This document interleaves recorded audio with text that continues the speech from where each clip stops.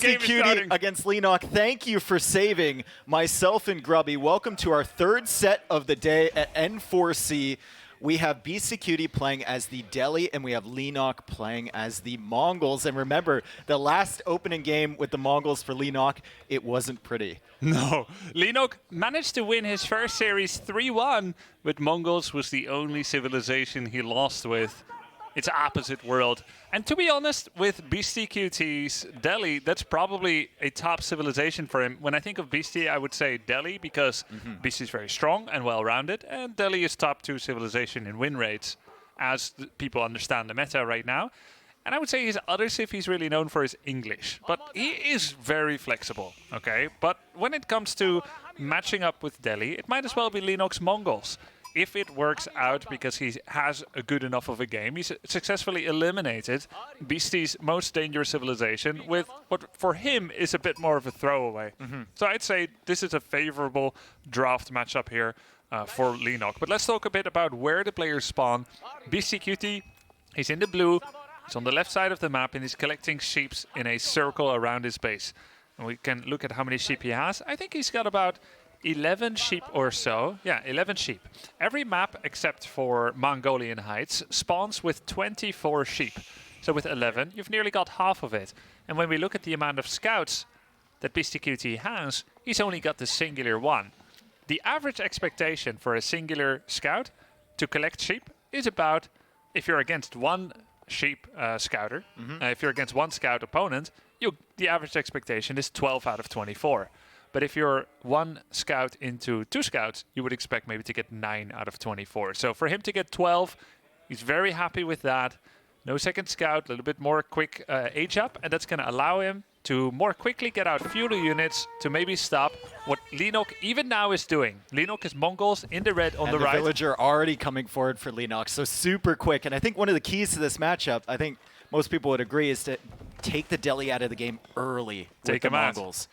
Take him out, bring the spears over, set up a defensive cordon, and start making outposts. And, you know, Beastyqt is getting a cheeky little hit in on the villager, and that outpost is very far forward. That outpost is right beside the wood line. There's the gold right there. The con is already being annoying. I saw a little head shake about 5 seconds ago from Beastyqt, so he's not happy with this situation. I think that's when he saw the villager, and now he's going to have to abandon the gold there, and the mining camp goes down, and oh boy. That's the head shake. That villager death? Yeah. That's the esports head shake. The esports head shake is a physical movement that a esports player can make.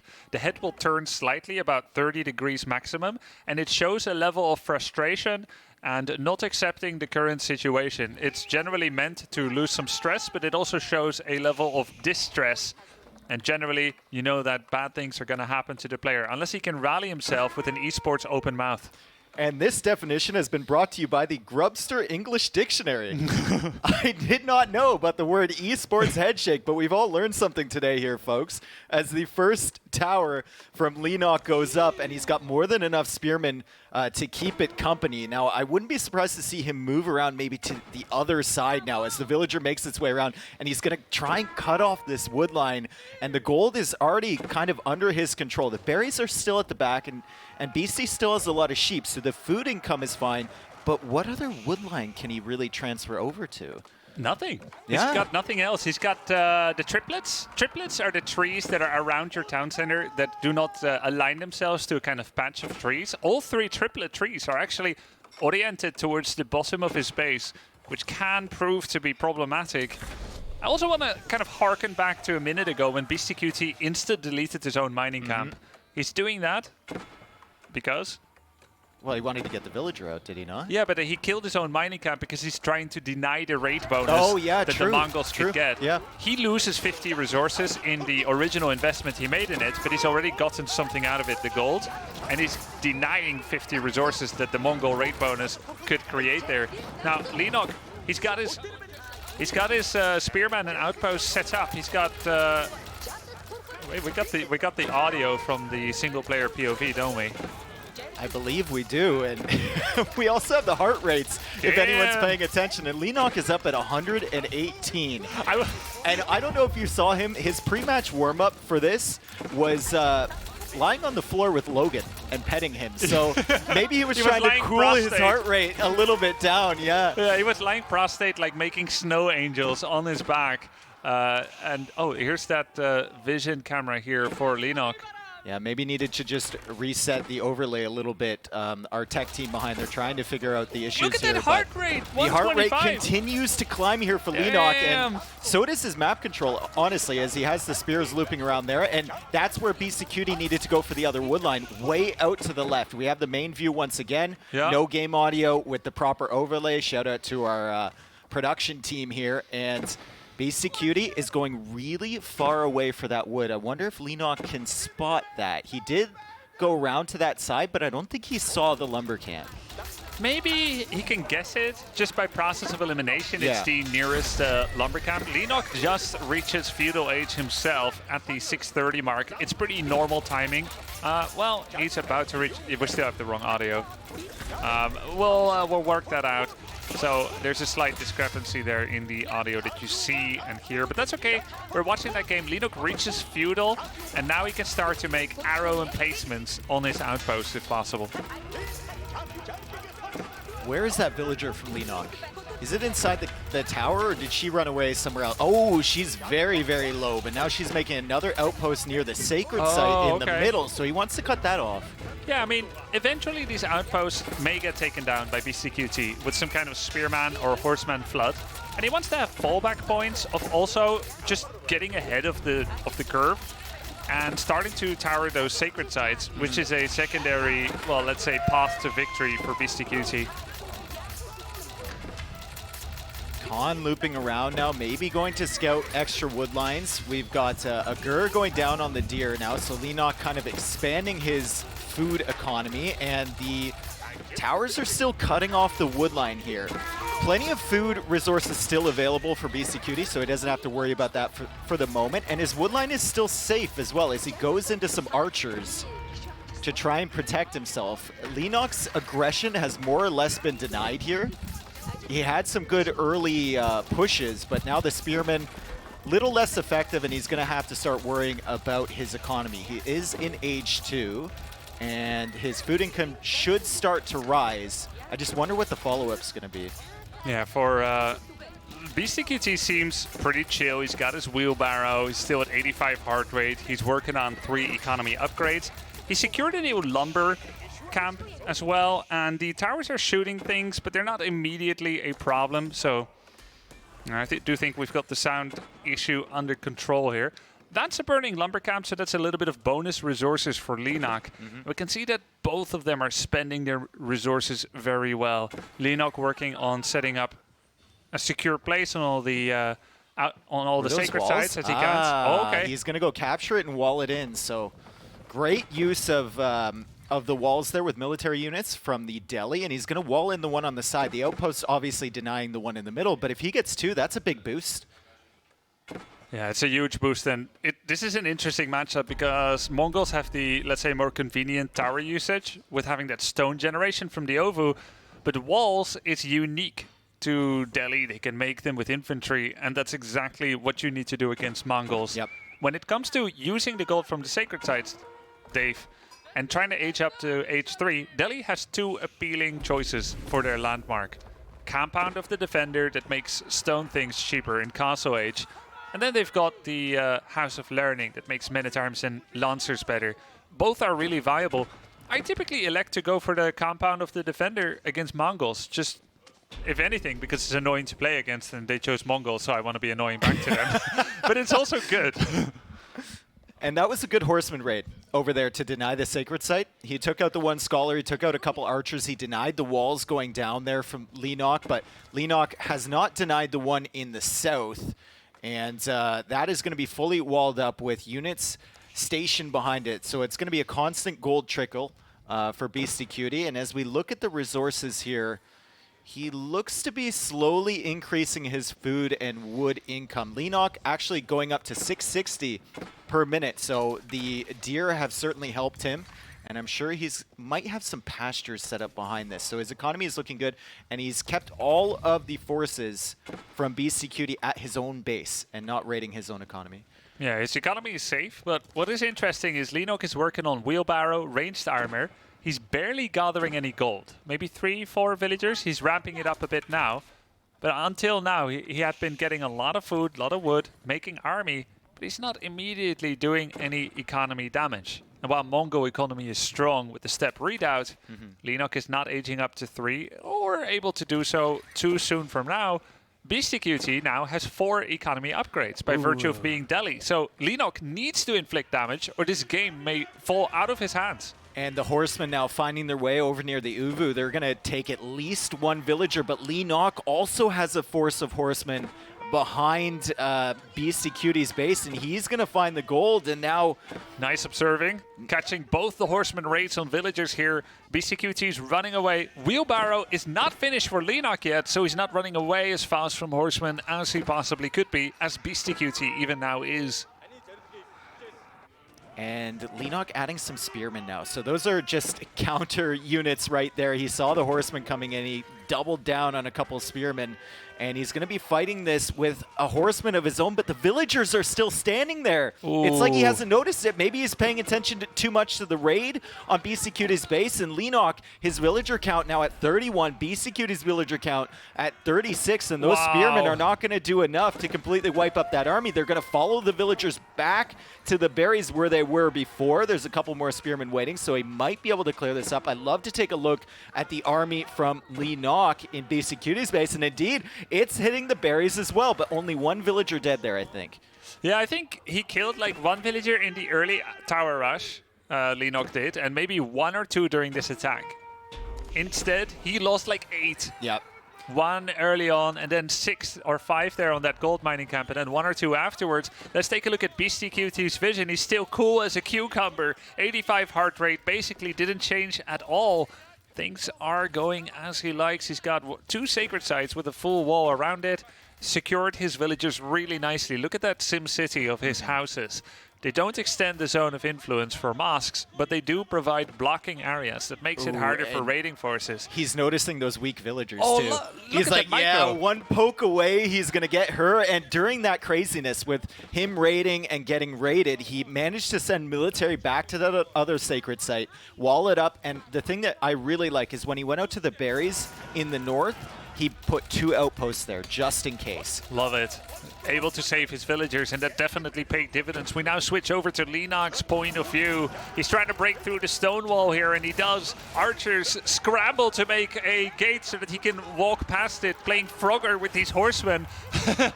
The Scholar and the Archers running away, but this is a supreme force here for Leenock. He's going to be able to oust Beastyqt from this position. As I say that, though, new horsemen come in from Beastyqt. He's ready to fight for this location. Now that H-up is coming out from Leenock as well, he's about half a minute to a minute behind. And the Scholars are healing, but remember, no herbal medicine for the Delhi, so we won't see them out healing that much damage, and they will go down eventually. He's still got the sacred site over there, or in the process of capturing it. Leenock has a lot of horsemen, but the reinforcements from the Delhi managing to make this fight a little bit competitive, and now he's got some archers behind as well. Tower's still working on that wood line. Beastyqt, though, looks like he's able to secure his own economy with forward military pressure. So offense is the best defense, and I think he's proving it right now. It often is, and exactly. And now Beastyqt is on H3, spamming those blacksmith upgrades. No doubt going to be working on the economy upgrades soon as well, if he has the presence of mind to click those buttons.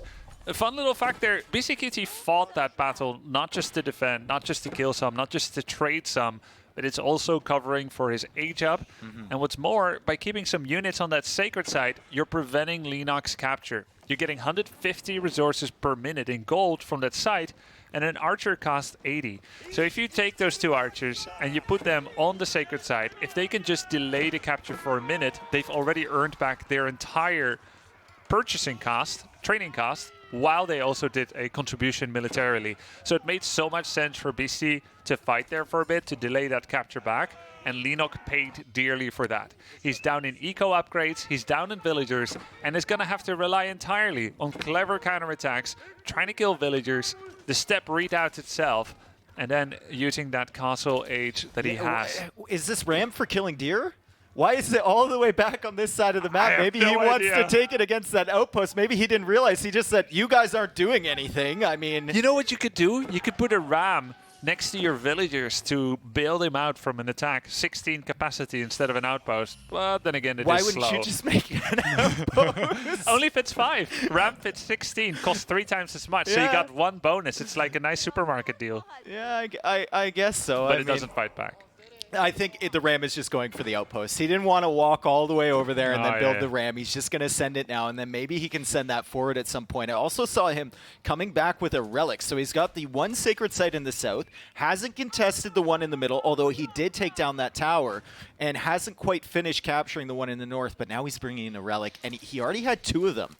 So Beastyqt is going to have 3 relics in the bank, 48 villagers versus 39 villagers. There's a wall of low attempt. That's never going to happen. Relic canceled, so make it 2 for Beastyqt. Now we look at the income, right? Like we can look at the village account and see that Leenock is behind, but we look at the income. Beastyqt has an income of 1,800 resources per minute. For Leenock, it's 1,550. Maybe 1,600, counting the stone. So there is a small difference there in income in advantage of Beastyqt, as you would expect. But Leenock's pressure continues. Good raid. Noticing these things is so key. You need to have the awareness. There's a pretty subtle sound of villagers being attacked. You must constantly look at the minimap, glance over, and defend. And nice micro with those villagers splitting. It's like, we split up like in a horror film. Either one of us will survive. And it's true. 1 more villager died. Nice pick up there for Leenock, but Beastyqt limiting losses. Yep, and it's 7 villagers ahead, but there's still that horseman army behind Leenock's base, and I don't think those 2 cavalry are going to do much damage at Beastyqt. Leenock, though, responding to that right away, now taking out the ram that's completely exposed, attacking the outpost there. And I think Beastyqt is now going into a few farms. He's run out of the berries, more or less. I think he thinks it's a risk to go for the deer or the berries forward. Yeah. So I think there's going to be a transition period here where Leenock could find some damage, and that's Beastyqt reaching out for more food eco there with those super exposed deer, and he's going to get punished for it. Yeah, usually when you reach out, you're looking for help, but in this case, Leenock is not really helping. Is there like a food hotline or something he can call? He only loses 1. I mean, that's pretty good. Yeah, wheelbarrow, you know, and that new Yam aura nerf. Yeah. 20 seconds lingering aura outside of an outpost into 10 seconds. As of last Wednesday, Leenock had that aura. You saw the shimmer. Then, as they were chasing the villagers, it was gone. These little impacts may have actually contributed.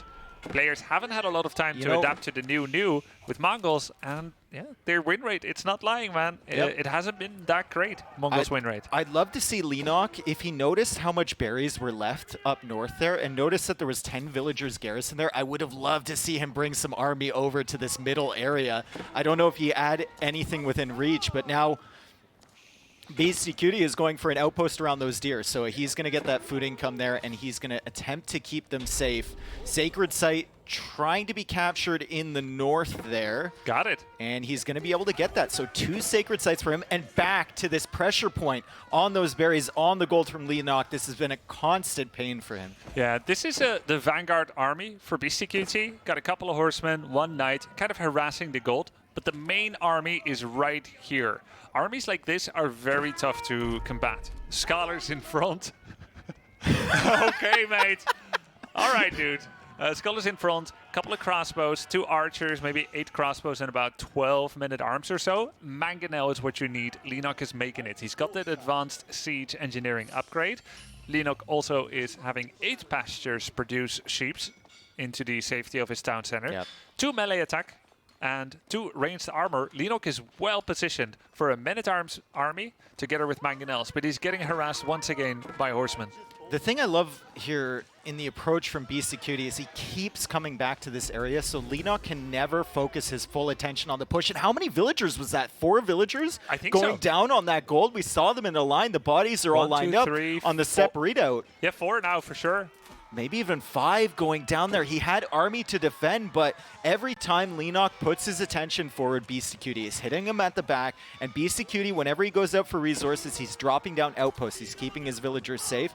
But now he has to worry about the double Mangonels coming with army in front. Beastyqt has gathered up an 11 villager advantage. Leenock is trying to do a death push here turning his attention into Beastyqt's base. But Beastyqt has amassed enough resources to produce an elephant. He's a chonker, for sure. I mean, that elephant it just looks intimidating, you know? And it is, I mean, this baby's got 960 health. It has 2 archer emplacements on top of it, each doing 15 damage a pop of range damage. No bonus damage against anything, but just 15 is going to pierce through past most of the armies in this game. And, I mean, it costs 1,000 resources. It's worth more than 4 knights. That's the kind of power that thing is packing. And having a few with a couple of scholars, it can be really powerful. In come the mangonel shots onto the men-at-arms. Men-at-arms are flanking. They don't have that force march movement speed upgrade yet. Yeah, and the scholars are healing a little bit behind. I think he's got 5 scholars in there, maybe 4 scholars. Also has the Springle, but Leenock targets that. The mangonels are still firing, still no mangonels down. Okay, the first one goes down, but so do the infantry from Beastyqt. We'll see if Leenock can pull this off with his mangonel behind. I think he's going to have to retreat, but he's got reinforcements coming, and still 2 Springles alive. No, Beastyqt's going to be able to take them out. Okay, so Leenock needs to retreat now.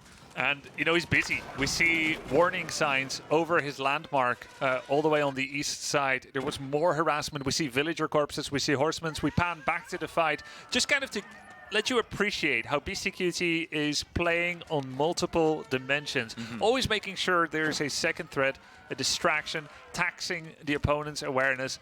A second and a third war elephant are being produced. Tower elephant, I should say. There's a scholar inside that Siege Workshop to fast produce. And there's a keep forward. Oh, man, he's really taking advantage of that fight, and he wants to keep near that sacred site. I think during that fight, he actually tried to capture the sacred site. Shows you how many places he's looking at once, and the crossbows are behind, taking out the infantry from Leenock. He's capturing the sacred site in the north once again, and once this keep goes up, this will not be a good position for Leenock to sit, and he's going to lose another mangonel here. Yeah, elephants have bonus siege damage. There's the nod. Yeah, that's not the head shake. That's the gamer nod right there, yeah. Esports head shake, he transitioned into a satisfied gamer nod. And why not? That was a great play there by Beastyqt, resisting the early outpost harassments, playing it cool, segueing and pivoting into new wood lines, eventually transitioning to H3, picking up to 4 relics, and always being all over the place, stinging like a bee in various places. Yep. And he really focused on harassing that step redoubt. Step redoubt has bonus gold generation, but Leenock didn't do the due diligence in order to actually He didn't have an outpost there. Right. He didn't have any spearmen there. He had men-at-arms that were kind of hanging around. What do experienced Mongol players do around their step redoubt? Yeah. 1 outpost, 2 if you're really serious about it. Arrow emplacements, 10 garrison spaces. He didn't. Yeah. He relied entirely on his mobile defense. And while that would have worked against an attack move harasser, Beastyqt looks at those forces, 5 horsemen into 5 men-at-arms. He's going to lose it, but he's clicking all the villagers, and he constantly got ahead in that way by virtue of his awareness and superior multitasking. How do you think that plays out if at the beginning, when Beastyqt moved to that other wood line, instead of pressuring the right side, how do you think that plays out if Leenock goes and focuses on the wood instead? I think going all the way with those towers can be really helpful, especially into Delhi. Delhi siege engineering is free, but it is delayed. So you can definitely squeeze more tower pressure for a while. I guess the dilemma here for Leenock, not to say that it was easy or anything, is that he reached feudal at 6:30 and then needs to wait for arrow emplacements onto his towers. Before he has that, they can literally be killed by villagers. Yeah, should he has to move all keep his spears. his army around the tower. Right, Yeah. kind of, Yeah. right? Unless he decided, hey, let's keep making spears. I'll go to 12 spears. And then there's like that danger of overcommitment into an archer horseman army, where eventually there may be enough horseman archer to take down the outpost with brute force, no rams, and then you're just going to lose all the way in your base. So you're straddling this line of overcommitment and undercommitment, denying one wood line and then simply allowing the next without follow-up pressure. Maybe, we're just the casters here, these are the top 8 players in the game, maybe not doing anything to that wood line, either by a mobile force or additional towers, may have cost him whatever momentum he tried to build up with those outposts. Yeah, because that was the one area of the map that Beasty didn't really protect. Like, he protected his berries with outposts. Every time he went out to the hunt, he had kind of an outpost, but there was nothing really there. But still, I mean, fantastic performance from Beasty. We could see him focusing on the sacred sites, on raiding the eco, on keeping himself safe at home. And once again, Mongols losing, albeit to Delhi, but still, Mongols going down, and I'm pretty sure they have a losing record so far in N4C. Yeah, I believe after day one they were 1-4. I heard 20% win rate being bandied about. Yeah. Today I've seen at least 2 losses, but I've also seen a win. So we're probably somewhere just 33% Still win in rate. the negative, yeah, still in the negative. Well, it's not minus 30, but like it's sub 50 for sure. Yeah, like they've lost more than they've won, and yeah, that's interesting. Now, Beastyqt, I would say he was neither the favorite nor the dark horse of the event, but he's looked so strong. I'm mentally placing him higher and higher in that top 8, and of course he's proving that with his score. It's not a daring bet by me here, but he looks really strong. Yeah. It is also 2 first games so far in the sets that Leenock's played where he's gone for Mongols, he's gone for that early tower pressure, has gotten 2 outposts up. Actually, I think he only got the 1 up against Mista. Oh, I think you're right. And then has lost. Yeah. So maybe Leenock just isn't a Mongols type of guy. Well, it's also predictable, right? Yeah. Like, they know exactly what to expect from him. The way that Leenock plays Mongols is the way that someone plays Mongols when they don't play Mongols. Yeah. Here's what I have had happen to me over the last few months, Leenock surmises. I'm going to do that to people. There's going to be towers, there's going to be spears. He knows the flow, but it is like an amateur's impression of a painting where it's like, you know, just tracing the lines rather than making his own creation. Because if you are a Mongol master, well, you would probably do some kind of deviations in your play. Yeah. Sometimes you'll do a Dark Age pasture or a regular Age up, and then maybe do an archer rush. You know, not always going for that outpost, for those outposts. What if you do a feudal archer rush? You can stop at any time. You show 2, 4, and then you stop. Someone thinks, oh, many archers, I'm going to do X, Y, Z. Or maybe you can fast castle rush. There are different plays that Mongols can do. They can build outposts on the sacred side rather than harassing wood lines. Because like you said, he didn't really deny much wood. He denied himself as much wood as he denied Beasty. Yeah. Killing a single villager and not getting any raid bonus until 12 minutes in the game from that lumber camp that passively died to an outpost. And even the gold that he denied. I mean, BC gets that back by just capturing the 2 sacred sites right away. Got the sites, got the walls. Yeah. So Beastyqt outplayed, out-strategized him. No doubt more experience in that matchup. But the tension is rising, Dave, because Leenock, he's always going for Mongols because it's the thing that has to be done. Yeah, yeah. It's like a chore to him, basically. Yeah. It's like, I got to clean my room. We'll just go Mongols. That's fine. It's the responsible thing to do. Like, we know he's got to do it. But when he actually gets serious, he takes tier C civilizations, allegedly, right? Abbasid, Chinese, English. He's playing all these civs that are maybe not top 4. Yeah. And he makes them look top 4. Yeah. So that's exciting. We've got that in store because it's a best of 5. And Leenock lost the only game he lost yesterday as Mongols as well. Yeah, and you can see how much people respect that about him because everyone's talking about banning the Chinese from Leenock as kind of like a joke, but like 50% joke, but like kind of serious, I feel, right? And then yesterday, Mista mind gamed himself into banning Abbasid against him. I think he was thinking a little bit too deeply into it. I think he regretted it afterwards, but that shows you what type of player that Leenock is. And here we go into game number 2. And Leenock is playing as the Chinese, and he's going to be matching up against the Holy Roman Empire from Beastyqt. Oh, wow. This is Altai. Beastyqt is going Holy Roman Empire on Altai. That is unprecedented. Normally, you would expect him to go for English on this map. It's a very good map for English. Level 1 psychology is, oh, Altai, I'll pick English. This is interesting. Now, what's cool is Leenock could be expected to go Chinese here. He's done it before. The 2 wall formations on the left and right side of the map are friendly to being able to do some wall-offs that don't need to cover as much ground. Force the fights through the choke points, et cetera, yeah. And then you've got a barbican there, maybe a nest of bees. So I would say 90% sure you expect Chinese from Leenock here. Beastyqt is playing the draft game. Holy Roman Empire, even when they were bottom 4 civilization for sure, and now it's not sure, they had a really good matchup into the passive economic boom civilizations, namely Chinese, Delhi, and Abbasid dynasty. And they had a bad matchup into aggressive, feudal, strong civilizations like French, English, and Mongols. So for Beastyqt to grab Holy Roman Empire into where he expects Chinese is a meta play.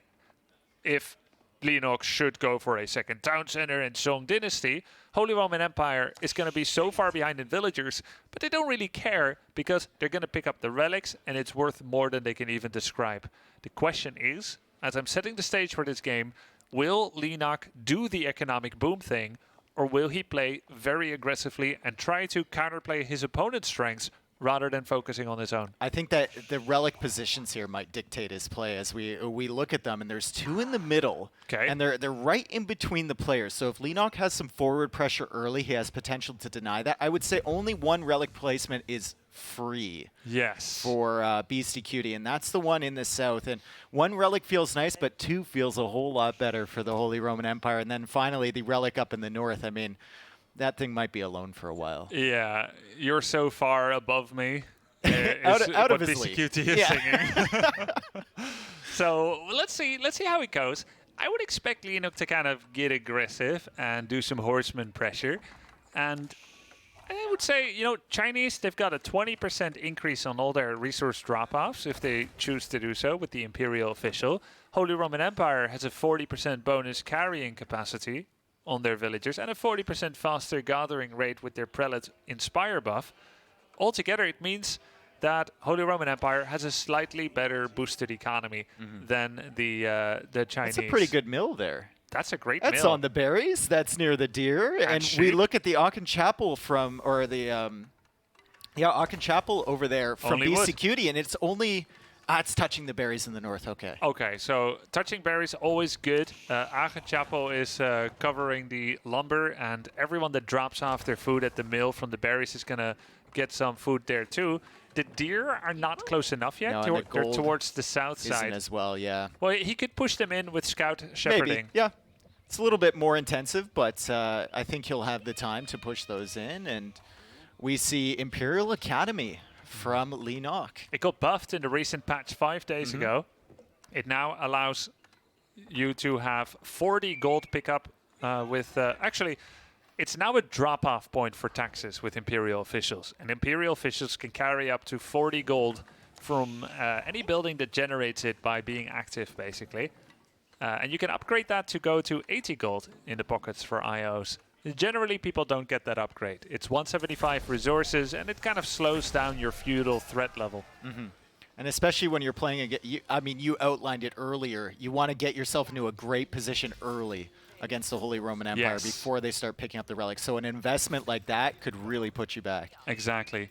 And now as we focus on the point of view of Beastyqt here, we can see that he's kind of finishing his survey of Leenock's base. He wants to understand the resource spread so that he can make intelligent predictions in the late game about where Leenock will be going towards.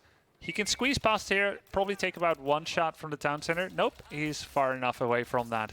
And he made a barracks, so that's a defensive spearman approach. He's still gathering with an 11-5-5 spread on his economy, 11 food, 5 wood, 5 gold. That means he's generally going to be targeting around a 7:30 age-up timing if nothing else changes. And he spotted the Imperial Academy from Leenock as well. And what's in Did front you see of that? Barbican. Yeah, he's going Song he's Dynasty. going Song Dynasty. I thought I saw another building. I was getting a little bit confused there, but there we go. He's going Song Dynasty, so his town center is going to produce a little bit faster here. 13 seconds to make a villager instead of 20. He's going to get it ahead economically. It does mean a larger food spending per cycle of villager production, of course, per minute, let's say. But he's going to be able to get a better economy from that. Again, that's not something Holy Roman Empire is really afraid of. They're thinking, if you're spending that much food on villagers, you'll get ahead economically, but not before I age up and get my castle age Imagine relics. if he put that right on top of that relic in the middle. What? The Barbican. Yeah. If he just moved forward a little bit, he could have tossed it right on top of that thing. And then you're denying one relic, which is super good. You don't only have to focus on the other one. He could have done it. Yeah. Leenock decided to instead safeguard economic stability by not having so much villager walking time. He wants to deal with this with a mobile army that can also be brought about to bear upon Beastyqt's base. He's got a barracks, he's got a stables. Beastyqt almost able to age up already. He's going to have enough resources by the 7-minute mark. Yep. And that means if he power builds it with like 10 villagers, he's going to age up at like 750 and then can start taking relics. Leenock needs to get aggressive in order to deny relics. It's a losing game if you give away 2. So what's the plan of action here from Leenock? We know he wants to go into the boom. That's clear. He's gone for the dynasty, and his TC is producing a little bit faster. But if you let your opponent get 3 relics, what sort of position are you going to be in 5 minutes from now, 10 minutes from now? Technically, you could throw down a second town center and a third, but you need to get 30 villagers more than your opponent in order to offset the relic advantage. And that is a lot of villagers. Just to put things in perspective, they don't even have 30 right now, either one of them. There's no stone in Leenock's bank. It is completely impossible for him to compete against the relic economy. The only thing you could do is to go all in before it starts paying off, kill the marketplace to prevent the trading of the gold.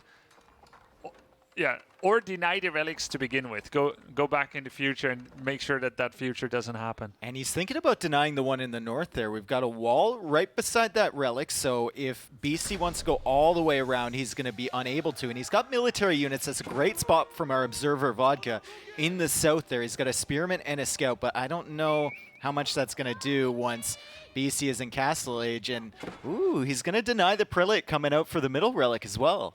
Yeah, he's not going to let Beastyqt get those relics. As the prelate did turn around quickly. They're pretty expensive, 100 gold, 20 seconds of production time, and it goes away from his town center. That relic was supposed to be the easiest one. It's being defended nicely by Leenock. Still wonder where Leenock is going to go. We look at his production cycle, spears and horses. He's in Song Dynasty, he's 5 villagers ahead.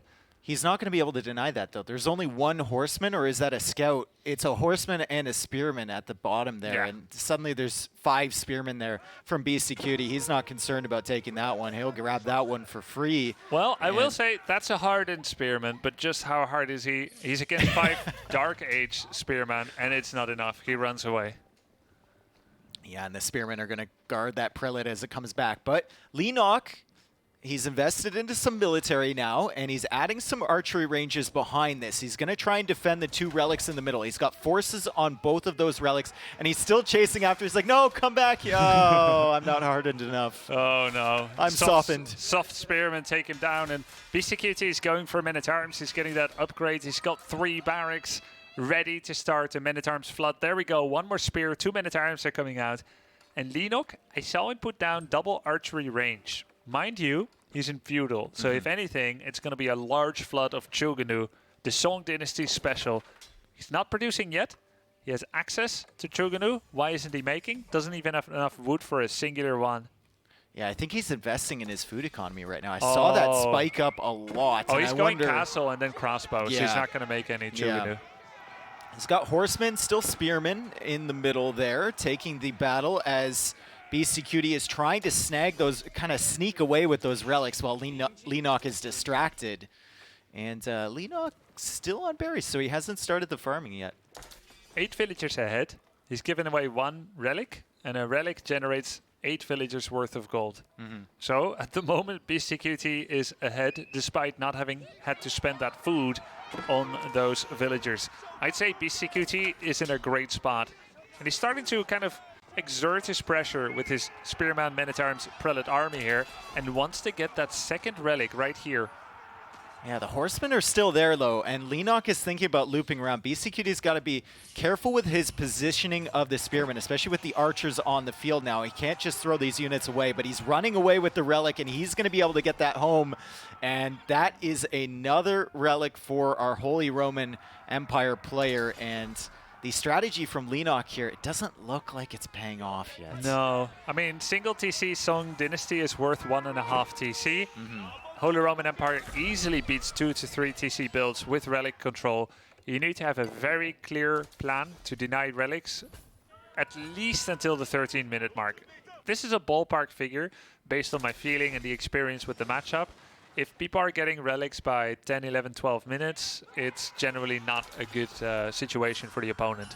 Mass horsemen, mass spears, outpost walls, they're all options, but you need to really have that game plan down. And that's a third relic that Beastyqt is walking away with. That's the one from the corner? No, that's the one. No. Okay, that was the one that was a little bit north of the Leenock's unreachable base. one. Yeah, this allegedly. one, it's never finding a match. Yep. 3 relics, Dave. Leenock just reached Castle H. He had a few archers. He's making one more Imperial official. That's probably his third, I want to say. He's making a nest of bees, a couple of crossbows, a bit of horseman harass. But ultimately, if Beastyqt has a marketplace, which I think he's making one, he's going to turn that gold, he's going to print men-at-arms, and man, I think he's in a great spot. And those are villagers that you don't need on gold, so you can just allocate them to other resources. It's so perfect for this civilization, and it's one of their win conditions, right? And it feels like Leenock just gave it to him, not for free, but almost uncontested. Right. He had an army on the middle 2 relics, and could he have contested those relics? Probably not, because Beastyqt started to mix in superior technology units with men-at-arms. There's nothing really in Feudal that can take care of men-at-arms quickly enough to oust them from that location. And Leenock couldn't go castle as quickly as Holy Roman Empire, because Inspire is better than IO in terms of eco boost, and because Leenock is spending more food on villagers, courtesy of that Song dynasty. And now look at what Beastyqt is doing. The patented Beastyqt, which is more walls. He's got the relics. He's like, I'm in a very comfortable position. Yeah, I know there's probably a window here for you to potentially kill me if you push me quickly, and I'm going to deny that window. I'm just going to buy myself enough time to build up my resources, use my market a little bit, and maybe even counter-raid you as the infantry comes in and Leenock starts to lose villagers. Nice nest of bee shots here, but this is Beastyqt fully knowing that he is throwing away units. He just wants this to last, kill a few villagers maybe. You can see there's not the same level of attention on the micro of these bad boys. This is just buying time for him. Yeah. It's buying more time to get the walls up, to get the relics, bringing in gold. Look at his gold bank. I mean, 1,500 right now. Use the market to balance his economy a little bit. He's looking great, and he got the farms down too, so that transition window that Leenock maybe could have hurt him in, I think it's almost past. Yeah, Leenock now is making just regular junk stuff. Like he's making spears, crossbows, nests of bees. What is that, a market? It's a market of his own. Why market? I mean, he doesn't have anything to spend, yeah. So I don't know. Yeah, I guess maybe he'll sell some wood and try to go for broke. Yeah, maybe. Get another nest. He had a little out. gamer head shake right there. If Did you he? notice, yeah, just a minor, just like kind of a half head shake. Oh, that yeah. Well, half head shakes are even the scariest ones. It's like doubt even in your doubt. Yep. And maybe wondering what he's going to do. And there's the Palace of Swabia already. So if Beastyqt wants to catch up on villagers, that will enable him to. Oh, definitely, and cheaply as well. We should actually tune into the POV of Leenock and see how he's getting on, because we're getting to that situation where Leenock is entering a situation where he's going to be confronted with the info that his opponent reaches Imperial, and he will have like a 1 or 2 minute window to end it. That's what he's trying to do here. Beastyqt Imperial, heart rate spike, maybe coming up. He's starting to attack. Nestle Bees are attacking farms. He's even distracted a little bit at the back by an odd unit here or there, and he sees the farming eco. He knows about the relic count already because he scouted all of them on the map. They're all gone. He's attacking the production buildings, but it's clear that Beastyqt doesn't really care about that position because he's not investing any military. He's just building it up behind. He's like, you push into me. I know you have a time window to kill me. You know you have a time window to kill me. I'm going to let you make a mistake here. And if you don't push in and kill me, I'm going to win anyway. Exactly. I mean, we could see Landsknechten coming out. We could see Men-at-Arms with Elite upgrade coming out. I don't think that emergency repairs as well, so the buildings won't even go down. Yeah, he saved that first barrack from the brink. And there is food denial here. Like, it's not bad. Leenock, he's under a lot of stress. Oh, there is a Mangonel there. There is a Mangonel already starting to defend against the sick. And he's got all the sites. Yep.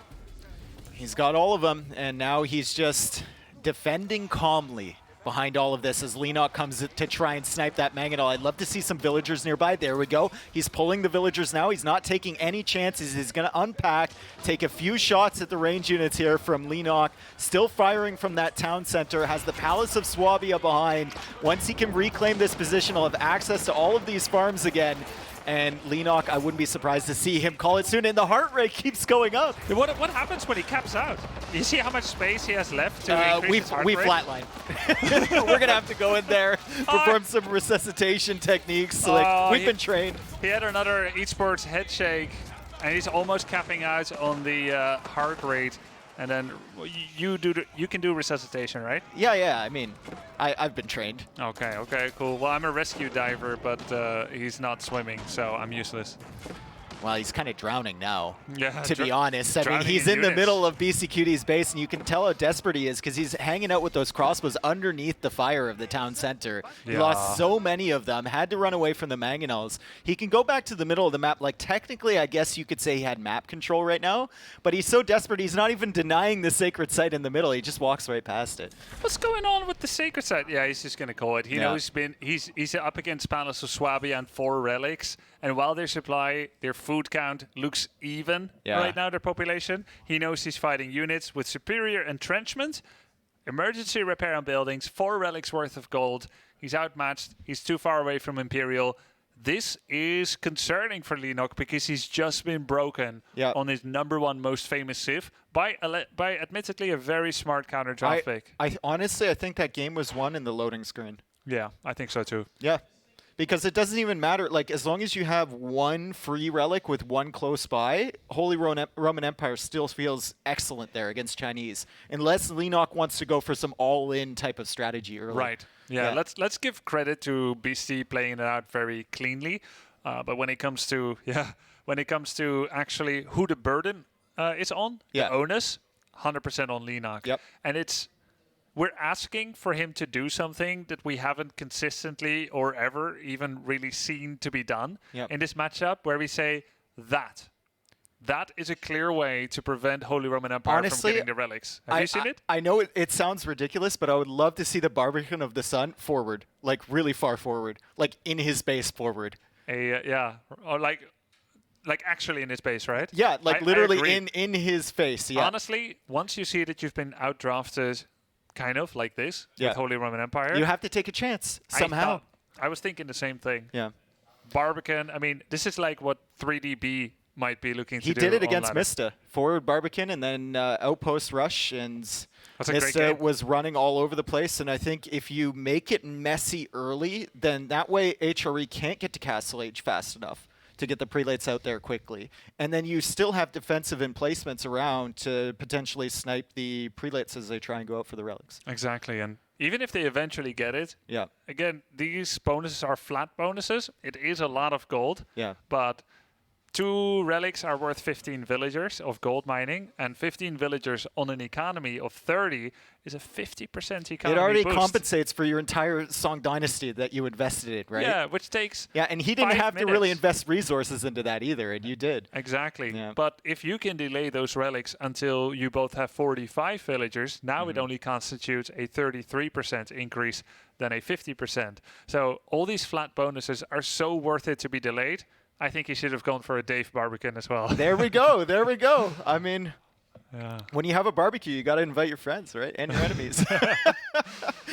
Well, that would have been hype, but it's a risky strategy. It is super risky, and Leenock has to go back to the drawing table now for game number 3.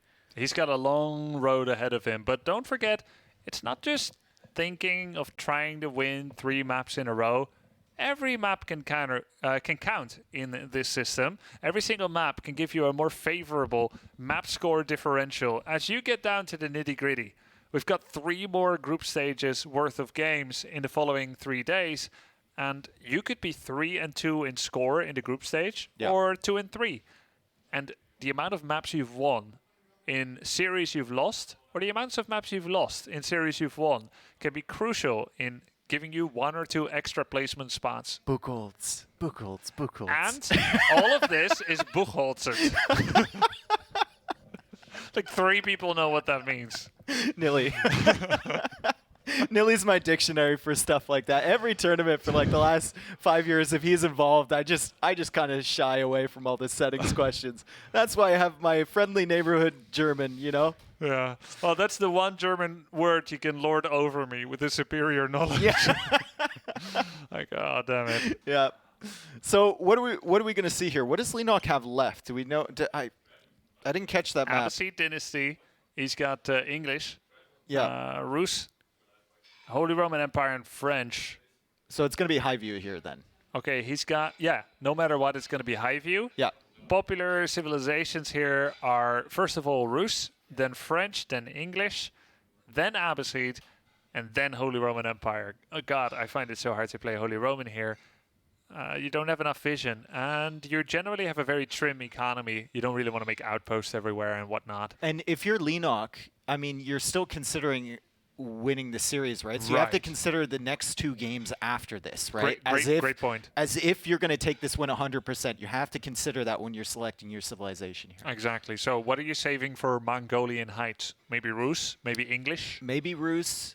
He likes English I on think water maps. those 2 are probably the best. We saw, I think, did Viper play Holy Roman Empire? Yeah, and he won with it. Yeah. Against Rus. So possible. But that was kind of a dark horse pick. And here we go. Game number 3. And this is French for both players. Yeah, makes sense. Leenock likes playing English on water maps. I've played against him a couple of times. Ancient Spires. He picks English. His match history is full of that. So I would imagine he saves that for Mongolian Height. The other map was King of the Hill. It's interesting. French is quite good on King of the Hill. They have good stone production with their guild hall in order to make a keep on the sacred side. Yep. But maybe Leenock is saving, let's say, something like English for King of the Hill. It's also possible. Or Rus even. It's going to be French mirror here. A very fitting potential end of the series. I mean, if Beastyqt also wins with French mirror, it has nothing to do with draft anymore. Yeah, and then he can say, I legit 3-0'd you, even in terms of playing ability. I mean, we had the mirror matchup at the end. What I'm afraid might happen here is we might have a very long game because these 2 players have similar play styles playing up until the late game. And this might be an hour plus. It can be, yeah, absolutely. Yeah. And, it depends on whether we get to that situation. What is true about this map, there's an almost infinite number of trees. So if you want to make walls and siege weaponry, you pretty much never run out of wood. I've had 1.5-hour games here, and I had no problem finding more wood. Whereas you take a map like Altai, after 50 minutes, you're basically scrounging for a little bit of tree bark, let alone a whole trunk of a tree. Yeah. So in the mirror matchup with French, is it kind of about balancing the greed of when you get those eco upgrades, when you start going up to the next stage, and how much military you're going to produce? A little bit, I would say. It's also very micro and multitask heavy. Yeah. I had the displeasure of facing MarineLorD once in a French mirror on Dry Arabia. That sounds like a nightmare. That's like top 10 worst situations right there. Yeah, I mean, it was fun. I'm glad I had the experience. So basically what I did was double stable knights, and he did double stable knights, and I went castle, and he didn't, and then he killed me. Yeah. So that's that was nice. How many scouts do we have on the field here? Let's see. We've got 2 for both. Okay, 2 for both. So there's quite a few sheep being brought back there from Beastyqt, but no sheep attached to his other scout. I think he's already dropped them off at his town center. And Leenock, I saw 1 sheep trailing him there, and I don't know. Okay, he's got a few. Yeah, he's got about 6 here, 1 extra. There's 3 at home. Quick math, 7, 10, about 10 maybe. And we can look at Beastyqt's sheeps, who's playing as blue. There's about 3 here, another 6 come in. That's 9, and he has 1 more scouts on the map with more sheep. Yeah, go find him, Ops. Vodka, we count on you. Where is he? Where's the blue dot? Oh, he's heading back out again, I think. Oh, no, he's in the corner. He was hiding. So they both got about 10. Maybe there's still a few sheep that haven't been found. I would say, just off of a guess, Leenock has slightly more. There might be 1 or 2 unaccounted for sheep. So let's call it even. Quite even. Both are aging up already with School of Cavalry, of course. And, well, looks pretty similar in every single regard. It's a mirror matchup. The way that you get an advantage here is by sometimes as simple as killing like one villager that your Yeah, I opponent mean, if does you not. sneak knights all the way around, right? You get that charge attack, and then you pick off a couple villagers early, and that's all it takes to pull yourself ahead in the mirror matchup. Means you might get up a little bit earlier, you might get your eco upgrades a little bit earlier, and it all scales. And we see Wheelbarrow coming in now, I believe, for both players. Yep, both players getting it. It's pretty cheap. 192 gold for French instead of... no, wait, it's not 192. It's 150 normally. 92? How much cheaper is it? Maybe it's 112. I think it's 112 gold and like 37 wood. It's pretty darn cheap. It only slows down your castle age your feudal age about like 15, 20 seconds or so. Really, really cheap. Super helpful to run away from knights. And that's the question each player needs to answer. Into knights, in a French mirror matchup, how do you get the advantage? Because theoretically, you make the same amount of knights, and when you attack, you'll have one fewer than your opponent. And that's the defender's advantage. The supply line is closer. But when you have knights against knights, no one can really kill anything No, from they're each just other. running away. They're poking and then they're running away. So the question is, do you send a couple knights to the back of the economy and then risk losing the fight at your own base against superior numbers, but then taking a few villagers? And then what units do you add to take care of those knights? That's the question. I mean, you could add spears, but you lose the ability. Oh, he trapped the scout. There we go. There's no way out. Citizens arrest successful. Good amount of damage, but one scout going down is quite nice for Beastyqt. First blood. Yeah, and there comes the first knight right across the field there from Leenock. As we see a stable coming down. Basically a second stable for Leenock there, and it's a blacksmith for Beastyqt.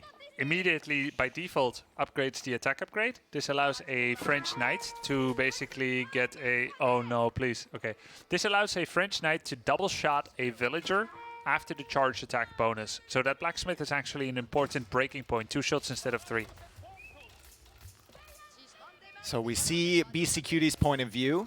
He's simply scouting with his 3 scouts there, and he's running around with 1 knight at the moment, but it's being chased, and it's being tracked completely from Leenock, and he has to deal with this second knight in on his wood line, and Leenock just keeps coming back to idle his villagers a little bit and annoy him in that section of the map. 3 scouts, and the mill is upgrading. Beastyqt is going for pro scouts. While this is economic greed, it is also safety. Yep. Greed is usually opposite of safety, but in this case it's both. Because bringing back deer under the safety of your town center is much safer than going out there. Dude, what? 137 in age 2 in a French mirror. He needs more Logan pets. Yeah, oh my goodness. We're going to make sure he gets all maxed out on Logan pets after this series, because Leenock is taking it to the next level here. He also has that gold in the back, I noticed. The gold for Beastyqt is a little bit closer to the town center. True. But if Beastyqt ever goes forward, once he gets professional scouts and maybe gets some carcasses under the TC and feels comfortable, he could sneak a few villager kills back there, I think, from Leenock. Right now we've got 27 against 29. Leenock probably killed 1 or 2 villagers so far in this game. We've got a couple of idols for Beastie, sometimes forced to put villagers in the town center. It's good multitasking here by Leenock, very reminiscent of his days where he would use circling, harass everywhere. Oh, look at that 2 HP. Oh, that's so satisfying when you manage to do that, right? And then you send it away to heal with chivalry, and a wolf bites it and kills it. Yeah, bitey infantry. It happens sometimes, but at least you saved it in the first place, and he's going to keep that one going back to his base. He's going to replace it with a fresh knight, and he's going to try and kill these scouts as they come back to the town center from Beastyqt. And if he takes out the scouts, the carcasses will be closer, sure, but Beastyqt is going to have to make more scouts to bring the carcasses in. Yeah, he dropped it like it's hot. You lose the movement speed debuff. 2 scouts are saved, 1 is killed, but this is a great play here by Leenock. He's got the presence of mind to stop. And now he has the army advantage over here. Yeah, he does. 4 knights into 4 knights. They do a charge. Some of these knights are dropping real low from both sides, actually. How does he have so many more knights? I think he didn't get the pro scouts, he didn't right? get the blacksmith either, and he went for a stable first. Oh, that's true. He went for the stable first. He did not go for the blacksmith, and he didn't invest in professional scouts. And I think Beastyqt also added 2 extra scouts. Yeah. Well, he didn't lose, so he has 1, right? Like Beastyqt had 3 scouts. I think he added 1 extra then. Yeah. Because he had 3. Yeah. And he's still struggling. Look, he can't even get the carcass in. You dropped it like it's hot. Pick it up like it's cold. Come on, man. He's trying to pick it up, but it's been really tough for him. And that's going to actually create a large Look, he problem. can't get it. Get it. Pick it up. Well, he misclicked. He's like, I'm a little tired. Okay. Oh. Huh? Wait, don't tell me it's bugged. It's bugged. What is going on over there? Oh, no. Can we look at his POV? Oh, that's tragic. I've never seen this bug. Okay, he got it. He got it. Okay. Well, we'll look at Leenock instead. Yeah, that was weird. I've never seen such a struggle for a carcass that's not hidden by the by anything really. Yeah. You know, sometimes it's like, oh yeah, it's in the underbrush. Then I get it. And but that's time that he didn't want to spend doing that. Yeah. Like, you don't want to allocate your clicks to trying to pick up a deer carcass. Yeah. So you can be safer later in the game, especially when you're being pressured by this many knights from Leenock. And I saw Leenock, obviously, with the chivalry, so his knights are healing up from the earlier engagements. And right as Beastyqt tries to go back to the gold, Leenock is just sitting there. we look at Beastyqt's gold 4. Yep. He's got 12 that want to mine gold, but the knights keep being here. I must say, Leenock is doing a fantastic job in this aggressive role. He may have made some worse decisions than Beasty in this series so far in how he played his strategies, but put it on a more simple knight versus knight. He's getting comfortable now, Grubby. Beastyqt. He's making his way into his comfort zone. As soon as the first wall comes down, look, his heart rate is dropping. I haven't seen it change for a while. I'm very calm in this situation. Yeah, he's stabilizing here, folks, and he keeps trying to go back to that gold from Leenock as well, but great awareness there on the night raid from Beastyqt. Leenock pulling the villagers before the knights even arrive. That's what you want to do. It goes so fast. Knights here defending. It's 4 against 3. Leenock is he's got superior numbers. He's got 15 army supply against 11. Of those 11, there's 1 more scout. So I'd say Leenock is about 4 knights ahead. And the interesting thing is double stable is the I win the fights build, and a blacksmith is I kill your villagers build. So it's all down to Leenock to be all over the place. He kills a knight. He's in a great spot. You know, I think we get close to the situation where Leenock can just shove his knights in start Beasty's snowballing. face. I mean, it's 17 military for him, and it's 11 for Beastyqt, and I think Beastyqt even has a couple scouts mixed in there in that military count. So Yeah, I think if you attack now as Leenock, you win. yeah, Does he know it, though? yeah. Well, he has to suspect, just because of the low numbers that Beastyqt has been countering his night raids with. This is where we see whether Leenock's game knowledge is good enough to finish things right here. He knows how much gold denial he did. And he saw the professional scouts, too. Yeah, and he stopped it for a while. He must know that Beastyqt is struggling in both the food and gold department for a while. Then he kills a knight. That just further drives home the point. That's exactly what's happening. It's a knight versus knight battle here, but Beastyqt That's great not want to positioning just from him. Yeah, he's not accepting inferior odds. He's doing a counterattack. Yeah, and that's what you want to do. And now he's pulling the army that was going to head around to the right of Beastyqt's base back into Leenock's economy. Takes a few villager kills there. I think he killed 2 from 1, I Leenock. believe. Leenock pulling even the forward army back. This is exactly what you wanted in Beastyqt's position. This is fantastic stuff from him. That is so good for Beastyqt. He already started to gather so much resources again, and now he pulled off every single night. They got a phone call from home, and they have been recalled. Now, there is a pincer movement He's here. trying to cut him off, and the wood line is in the way, so he can't go south. Has to go north, and these will get some good charge attacks on. Really great stuff there from Leenock. And now, if he can transfer these numbers into aggression once again, we might be in a similar situation where we were a few minutes ago, where he could snowball into Beastyqt's base. But Beastyqt, knowing this, sends another force forward to keep his attention divided. Villagers under attack. Leenock loses 1, 2, 3 villagers presently. That's a 4th one going down. 4 villagers killed. That's a 5th one. Nice counterattack. 6, 7 villagers killed. 8. Look at the villagers. villager count now. 46 for Beastyqt, 39 for Leenock. Leenock's been leading the entire game. Beastyqt also attacking the deer. He's attacking in 3 spots. Leenock cannot keep up. Oh my goodness, what a comeback here from Beastyqt, but Leenock still with the army advantage. 24. So Beasty can't sit back yet. 24 against 16. Leenock is still in a position where if they A-move at each other, Leenock wins the game. And here, oh Lord, he coming. Oh, he do be cometh. Oh, He's Lordy.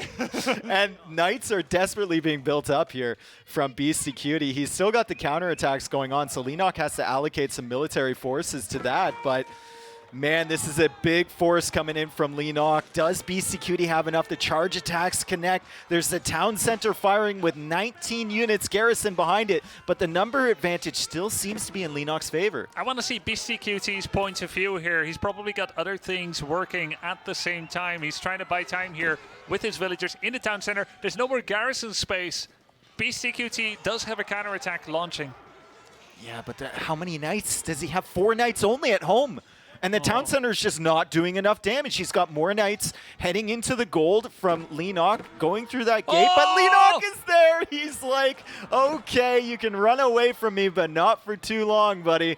I will be there to intercept you. And all those villagers are down. I think BC thought they would be safe. He's forgotten about them. And this is why you need to make a Mott and Bailey. Yep. Any medieval castle appreciators know that the Mott and Bailey is superior in having a large and a small circle. This time they tried to get outside of the wall. Yeah. And then it got completely murdered by Leenock, attacking from both sides. Yeah. Such a good job by Leenock. It looked like it was spiraling out of control. Beastyqt, another comeback in this tournament. But now it looks like Leenock has done enough. yeah, that was an intense swing, right? We were talking about him being, what, 7 villagers up? And now we look at his villager count. 27 villagers for Beastyqt, 38 for Leenock, and Leenock with 16 military on the field. Beastyqt only with 10. The Knights have free reign all the way around Beastyqt's economy. Leenock recalled his front army once, but finally he said, I've lost too many villagers. Now I'm certainly committed. I'll accept whatever trade I'm getting. I know I have enough to win the fight. He seized the 20 or 19 garrison town center, and he did not care. He had to make his move because he still knew killing he would get Vills, further though. behind. He's still killing Vills. Like, Leenock's down to 33 now, and now it's his turn to get in front with the Knights. And Leenock, both players at 16 minutes into the game. Beastyqt 21 villagers, Leenock 27, probably going to be 26 here. Is this a bit of a base trade going on? It is. Here I was writing the epitaph for Beastyqt, and Beastyqt grabs my arm gently but firmly and says, hold on a second here. I'm not dead yet. I can still bite him. Missing 2 legs and 2 arms, wiggling around, but he's still fighting, and 22 it's the counter villagers raid. each. Yeah. What? It's the counter raids that have done it for him, and it's so satisfying to see this on a French mirror that many people think might be a little bit stale. You know, we saw it so often at the beginning of the game, especially, and man, is this ever crazy. And look at where Beastyqt has to go for gold. You know, the closer you are to danger, the farther you are from harm. I heard that from Lord of the Rings, and it's applicable here. The gold is a million miles away from his base. Wow, that's true. That's true. Everything they said in Lord of the Rings is true for sure. Another pincer movement by Leenock there. He's surrounding a knight and he's gunned it down with his lancers, chasing another knight. That one suddenly lost his way in the woods, and Little Red Riding Hood is getting away. Well, Beastyqt is at 24 villages against 23, technically ahead. Oh my goodness! And now it's a barracks being mixed in. I think he's had enough with trying to defend with just knights.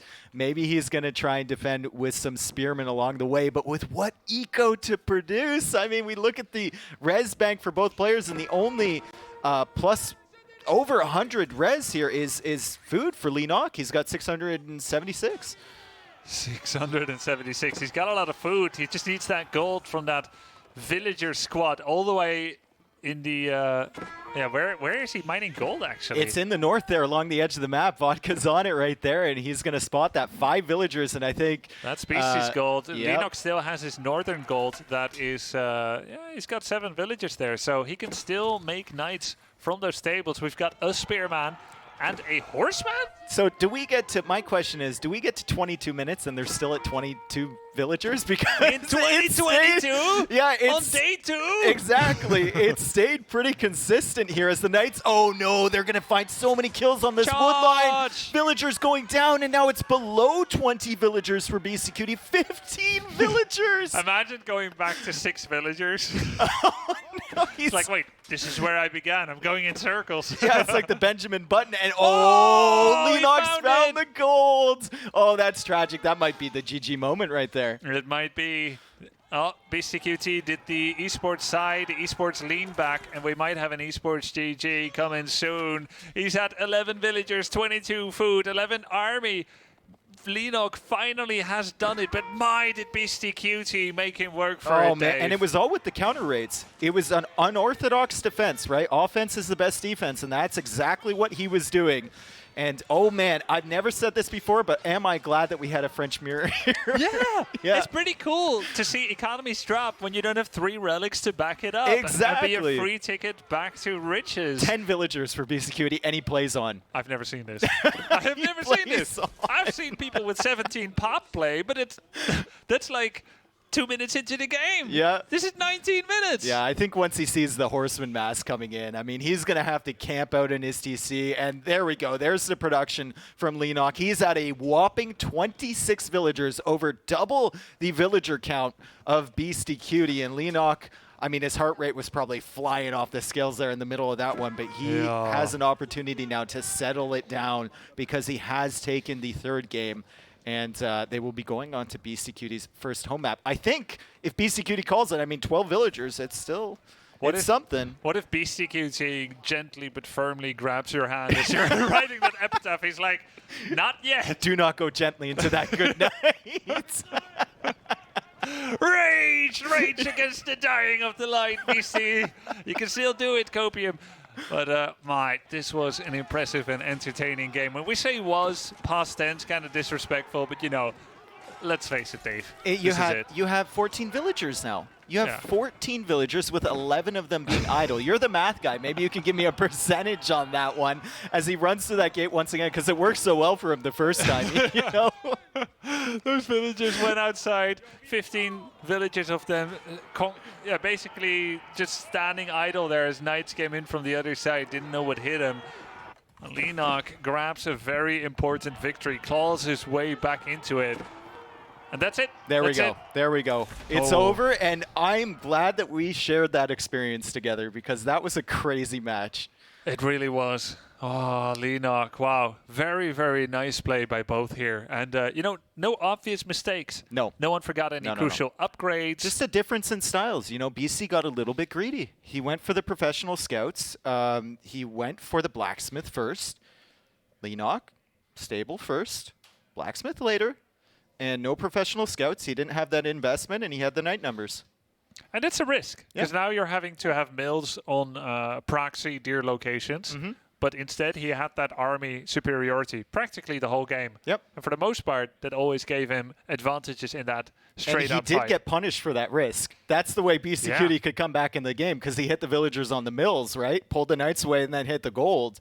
I mean, credit to Beastyqt, but Leenock just focused on the main fights. He was always able to win against the big armies from Beastyqt, and then he just ran under the TC and said, "I'm not scared of your walls at all."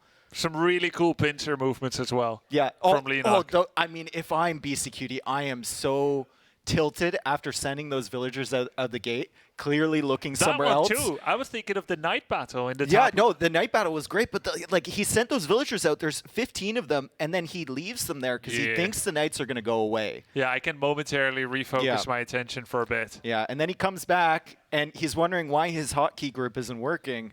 Well, my friend, it's because there's nothing on that grouping anymore. Ouch. Yeah. We're going to see a pick of Mongolian Heights by Beastyqt. If it should go to the rubber match, Beastyqt still has King of the Hill. He's got 4 options, Dave. English, Rus, Abbasid Dynasty, and Chinese.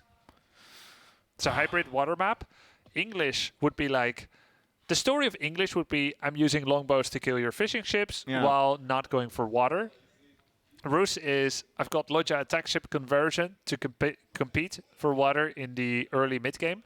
Abbasid is almost like, I'll do some dock investment with the cheap docks, but then I'm perfectly fine to go back and go double TC and kind of give water for a while. Yeah. Haven't seen that a lot in this tourney, but that's what that would generally represent. We haven't seen, I mean, to be fair, we haven't seen Holy Roman Empire on Altai too much in this tourney either. True. So, people prepare things and then they use things. Yeah, and they've been practicing these days too. Like they go in there, they play a few games against each other. Everyone's discussing the strategies. Now, obviously, some people are hiding some things, but It's like a big think tank here as well. So maybe new ideas appear to them that they've never encountered before. Beastyqt might go with Chinese, the final option, which is Barbican of the Sun on the water to deny one area of water. People can always pivot into another stretch of the river, but we've seen this kind of play a bit as well. As for Leenock, he could go with the Viper route, Holy Roman Empire. Opponent is delaying themselves because they're going for the water, and that's exactly what we see here. So right now you're seeing Mongolian Heights. One river separating the two players. We have Rus against Holy Roman Empire. Beastyqt is Rus in the blue on the left. We look at the map spawn. On the right, Leenock, Holy Roman Empire. He's in the red. The relics spawn to his north and south side. 2 on this side of the river. But the 3 that are on the side of the river of Beastyqt are nonetheless very close to the river. So either transport ship can levy over and kind of bring over a prelate and then bring it back. Or you can just make that short route past the water crossing. Did Leenock make 3 scouts here? I think you're right. He's got 3 military, and I think he wants to find those relics. Okay. Honestly. So first of all, this is the one map where there's more than 24 sheeps. Yeah. I actually don't know how many, but I believe it's probably something like consistent, like 36. So you can get 22 sheep very easily with 3 scouts. That's securing food for a very long time. And those scouts can be used to win battles over early docks. Yep. And you find the relics. It synergizes really well. And you want to kill deer because you're playing against Rus to deny that food gathering bonus and one-time gold bonus bounty. Yep. Great stuff here from Leenock as we see a lot of sheep trailing, and he's got the wolves trailing as well, and he's already taking care of the deer on his opponent's side of the river. He's going for a dock as well, and he's going to go for the wall off across that ford. Let's see. That's Leenock. Oh, okay, so Leenock is making sure that ships can't pass from east to west. Furthermore, he's also preventing a horizontal wall that could prevent him from getting across the river. With land units, yeah. Correct. Okay, killed that patch of deer over there. There's one behind the base from BC, but I think that's already been cleared up. Vodka's showing us the patch at the south that I believe was cleared up by Beasty, but that patch is still available, and the scout is looping around that way. Leenock is going to be able to deny those deer. He doesn't have any use for them, but it's like a wolf in a chicken pen. It's in his nature to take them all down, even though he can't eat them all. Look at the ships blocking. Ooh. They're blocking the wall, and they're going to make their way through. And, of course, Rus ships don't need to drop off to a dock. So he can simply fish over here on this side of the wall and then convert them. See you in 2 minutes, lol. Yeah, exactly. And he's living rent-free inside Leenock's head now. Leenock knows, like, why do I even bother making fishing ships? I have this initial investment, sure, but I know his ships are there. If I'm slower than him, I'm going to lose all my fishing eco. Exactly. And I love that you are also describing this in a mental capacity, and where it's like that's going to be a problem down the line, mental pressure. It's like realizing you left your flan in your shed and there were gremlins there and it's after midnight. It's like, oh no, I should have cleaned up after myself. I didn't unplug the toaster when I got on my flight. You know? Yeah. Have you turned off the heating, honey? Yeah. Oh God, that's going to be a big bill when we get back from the vacation. A lot of mental stress here potentially for Leenock. And those Loggia attack ships, they can come in and convert by the 4:30 mark already and start taking down some of those ships. Bounty is at 190 now for Beastyqt. I think Leenock did a pretty good job at clearing up some of the deer along the way. 190 is amazing. Yeah, and grabbing the sheep as well. I mean, he had a lot trailing there, I believe. 250 is the second tier of bonus food gathering bonus and hunting cabin passive gold generation. Of course, there are still many sheep. Every sheep is worth 5 points. Oh, yeah, he has. I think he has enough there? Yeah. So he can get to 250 if he culls them all. 13 times 5. There is a number there. That is 65. That's going to be enough for him to get to the 250 threshold. It does take him, 20 seconds to kill them all. There are micro tricks to do it really fast. But Beastyqt is not focusing on it. He's focusing on fast feudal. Coming over with more boats. I love the fact that Leenock saw those ships and he just abandoned the wall. He's like, it doesn't make sense anymore. Right. He's just making 3 boats, just enough to go inside the dock without losing them instantly, giving him a chance to produce a galley and then earn back his water, or saying, I'll forget about this. So that's great scouting on Beastyqt's part, and great adaptation to send the boats over there towards the dock, and then great adaptation from Leenock, even though he's already invested the wood, to say, I'm canceling the wall, I'm only making 3 ships, and I'm going to make him convert one of these, but I'm not investing any more on water. Exactly. And if Beastyqt only converts one of them, then a galley is a worthwhile investment. If it's 2 or 3, then you can just eschew water control. Yep. Say these boats worked for themselves well enough, and I'll just use them as a stepping board into Castle Age. It's great. It's a great little bit of mind games here, and you can tell both players are really thinking about the steps that they need to take, as that has already been converted. It's going to start taking out the fishing ships, and Leenock says, okay, get inside. Thank you very much. I will store these, but the scouts are working on that dock, so it won't be up for very long. Yep. 2 fishing ships have been converted to attack ships. This carries a cost of wood and gold, and it is less food gathering for Beastyqt. So technically, Beastyqt lost the income of 2 fishing ships, and Leenock lost the fishing income of 3 fishing ships. Not too bad of a disparity, just 1. And he didn't have to spend any money on warships either. So if Leenock can get to Castle Age in a relatively good time, which anything under 7 minutes to start the age up, or even under 7:30, that would still be considered very fast. And there's the first ship for Leenock, and he's still got those fishing ships alive. The wall is coming down now for Beastyqt, but now he can't bring any more ships over, so he's got these 3 on the right side, unless he deletes that wall. And if he deletes that wall, that means Leenock could potentially get over to his side. So now all that Leenock can affect is those 2 Lodja attack ships that went top right. He can go for those, but not the 4 here, plus any extra that are coming out. Another wall, too. Another wall across the ford. And that's just in case of a sneak dock from Leenock outside of his vision. So, and he's even, I love the fact he has that fishing ship way down there, because that's giving him vision on whether the sneak dock is going to be there. The Rus fishing ships do not have to drop off. So that's really great map awareness from Beastyqt. Plus, it's someone that's doing safe things rather than cutting corners. Generally, when people play that way, they have a level of confidence in their late game in the way that the series is going.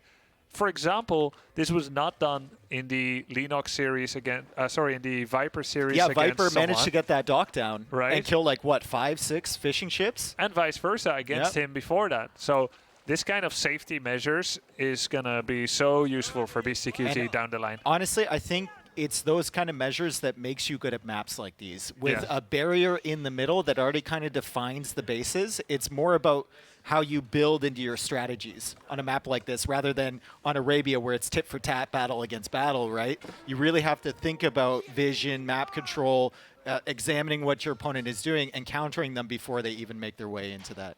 Correct. That's exactly how it is. Leenock is trying to click up to Castle Age at roughly the 8-minute mark or so.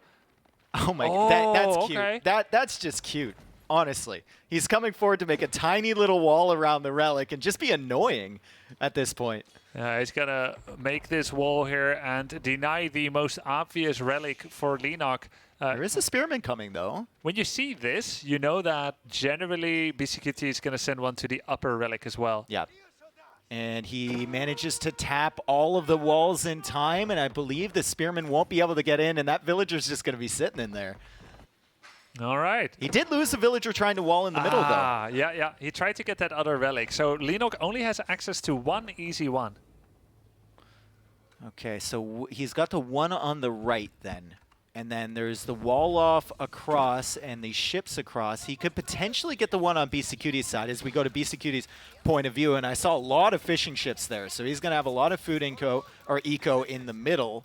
Villager is very low HP, but managed. Oh, Villager goes down. Stabbed right across the wall with that spear. Meanwhile, he didn't kill enough sheep yet, you see. If he just kills 4 more sheep, then he would have that bonus from the bounty, but he's so busy with other things, he didn't actually go and do that. 9:12 is when Leenock reaches Castle Age. He can now start to try and get relics. Yeah, and there's the first relic for Leenock. He's at a mild heart rate of 127 now. That's pretty low for him. He's only about 80% of the bar to our max when he starts to flatline, so that's great indeed. And He's just kind of focusing on his own side right now, really not putting any forward pressure down on Beastyqt. He's working on that and sending a Prelate out, so he should be able to grab the second relic. Pretty good for Leenock, actually. When you think about it, a galley killed the right side villager, a spearman, just one, killed the left side villager, and has enough torch damage to burn this down before the Prelate even gets there. It's like, I have been waiting for your arrival, oh Holy One. I will be done soon with my work. It might be perfect timing, actually. Oh, if he had looped around. No! Yeah, it would have been so satisfying to just see him waltz right in there right as the wall goes down. But not bad. He notices it now. And the timing on that spearman was fantastic because he had to walk a long way with that. He managed to pick off the villager and managed to get the wall while it was weak. 2 relics in the control of Leenock, with warrior monks now going to pick up relics on Beastyqt's side of the map. Yeah. So maybe we can look at their bases, see what is Beastyqt going for and what is Leenock going for. We'll look at Leenock first. A barracks for a couple of spears early game, 2 stables. And a blacksmith. And a blacksmith. He's got his Aachen Chapel powering his gold and his wood. And many relics are coming in. Food gathering is underway, and a melee attack upgrade is coming out for Leenock, for his knights and his men-at-arms, and maybe any spears he would follow up with as well. Now let's take a look at Beastyqt's base. We've got that Golden Gate making monks, 1 barracks and 1 archery range, a wooden fortress to buff wood supply. He's finally killed enough sheep to get the bounty up. First relic retrieved, and the second one is a warrior monk. There's a warrior monk coming out. Even now the water battle kind of continues as well in small ways in the meantime. Still has a lot of fishing economy, though, and that's what's kind of making up for the fact that Leenock was already able to grab those 2 relics, but how long can he keep that fishing eco is the question, because Leenock still has these 3 alive that he kept in his dock, and we've seen that ship causing all sorts of damage, and Leenock doesn't even go for the hidden dock. He says, okay, I'm just going to place one right in your vision. You were in my head earlier, I'm getting back in yours. Never want to see a dock in your face at any time, and it is coming out here. He can make a Hulk out of that. Right there. That is a Loggia attack ship morphing, but Loggia attack ships, they need ranged attack upgrades, Dave, in order to be able to fight against galleys or against hulks. And he doesn't have any yet. We look at the upgrades for Beastyqt, he's got nothing. So attack ships will lose hard to any hulks. I think 1 must be in production even now. Yeah, that's a hulk coming out for Leenock. Look at that Prelate. He towed the line there around the ship, and he's going to make his way over to what? There are no relics left. Yeah, I thought there was. Oh, it might have just been grabbed by that monk. I think so. That Prelate is standing across the river, maybe for some baptism. Yeah, there's one coming back. Okay, just got grabbed, and that means Beastyqt is going to have 3 of them. It's a Baptist monk, but he can't find anyone willing to convert to Christianity right now, so he's walking back. And maybe he's going to take his own sacred site on the right side of the map. Yeah, 2 town centers now for Beastyqt. And as we look at Leenock's base, he's still only on the 1. But like you said before, the relics coming into play big time. Bro, double relic. Look at Leenock's current resource bank. Yep. He's going Palace of Swabia, Dave. Yep. And it doesn't matter how many TCs Beastyqt has, because Leenock is going to rapid fire out those villagers for a cheaper price as well. Yep. And he's going to stabilize his eco. He's now fighting on water once again. Leenock should be able to win this battle. What are the HPs on that? Yep, the ship goes down from Beastyqt, and now Leenock going out to some more food eco in the south. He feels really secure, and he's going to try and take that sacred site over there in the east. All right, not a bad setup here for Leenock. Imagine if he actually does it and he claws back against the comeback king himself. Beastyqt would be really sick. It's looking great for him at this time. He's got, okay, what is that? That's the 2-handed maces upgrade that just finished for Men-at-Arms. Forestry upgrade, the good old 13-minute forestry upgrade. And he already is working on horticulture and broad axes.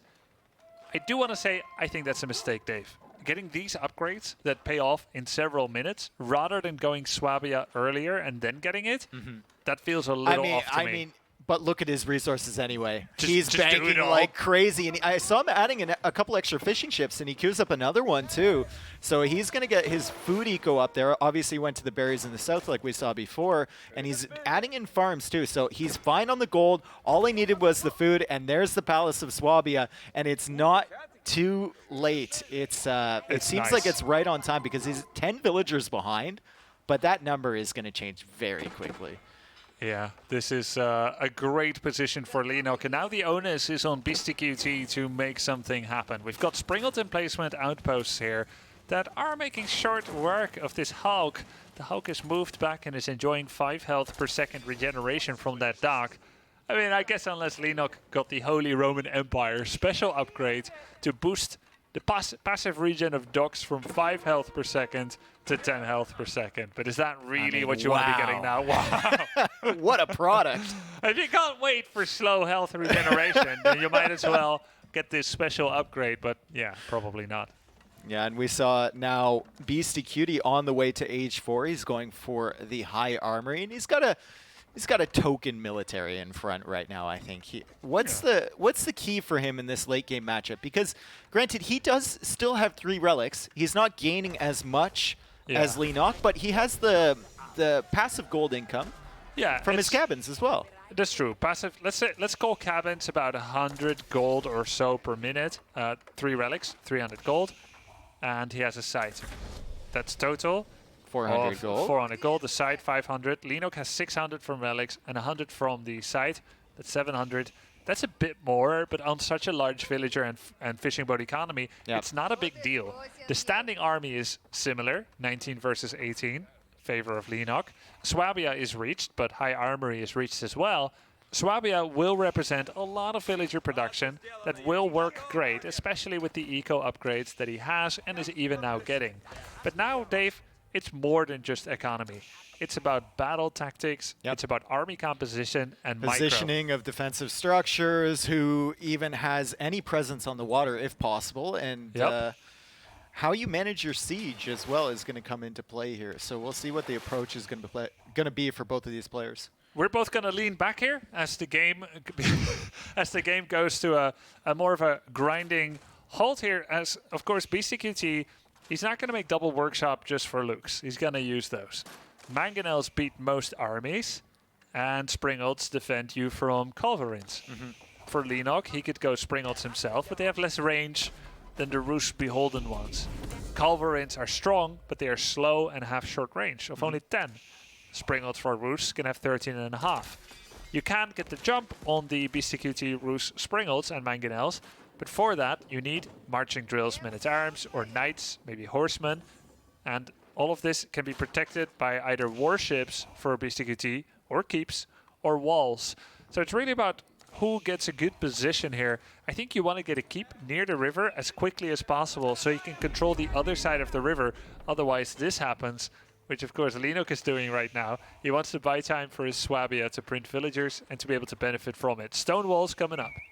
I think there was wooden walls in front of that, a foundation from Beastyqt as well in front of those stone walls. So maybe they're both thinking about, preventing their enemy from coming across. And obviously, there was foundations there, but he can't go across obviously because there's a ship blocking his way still.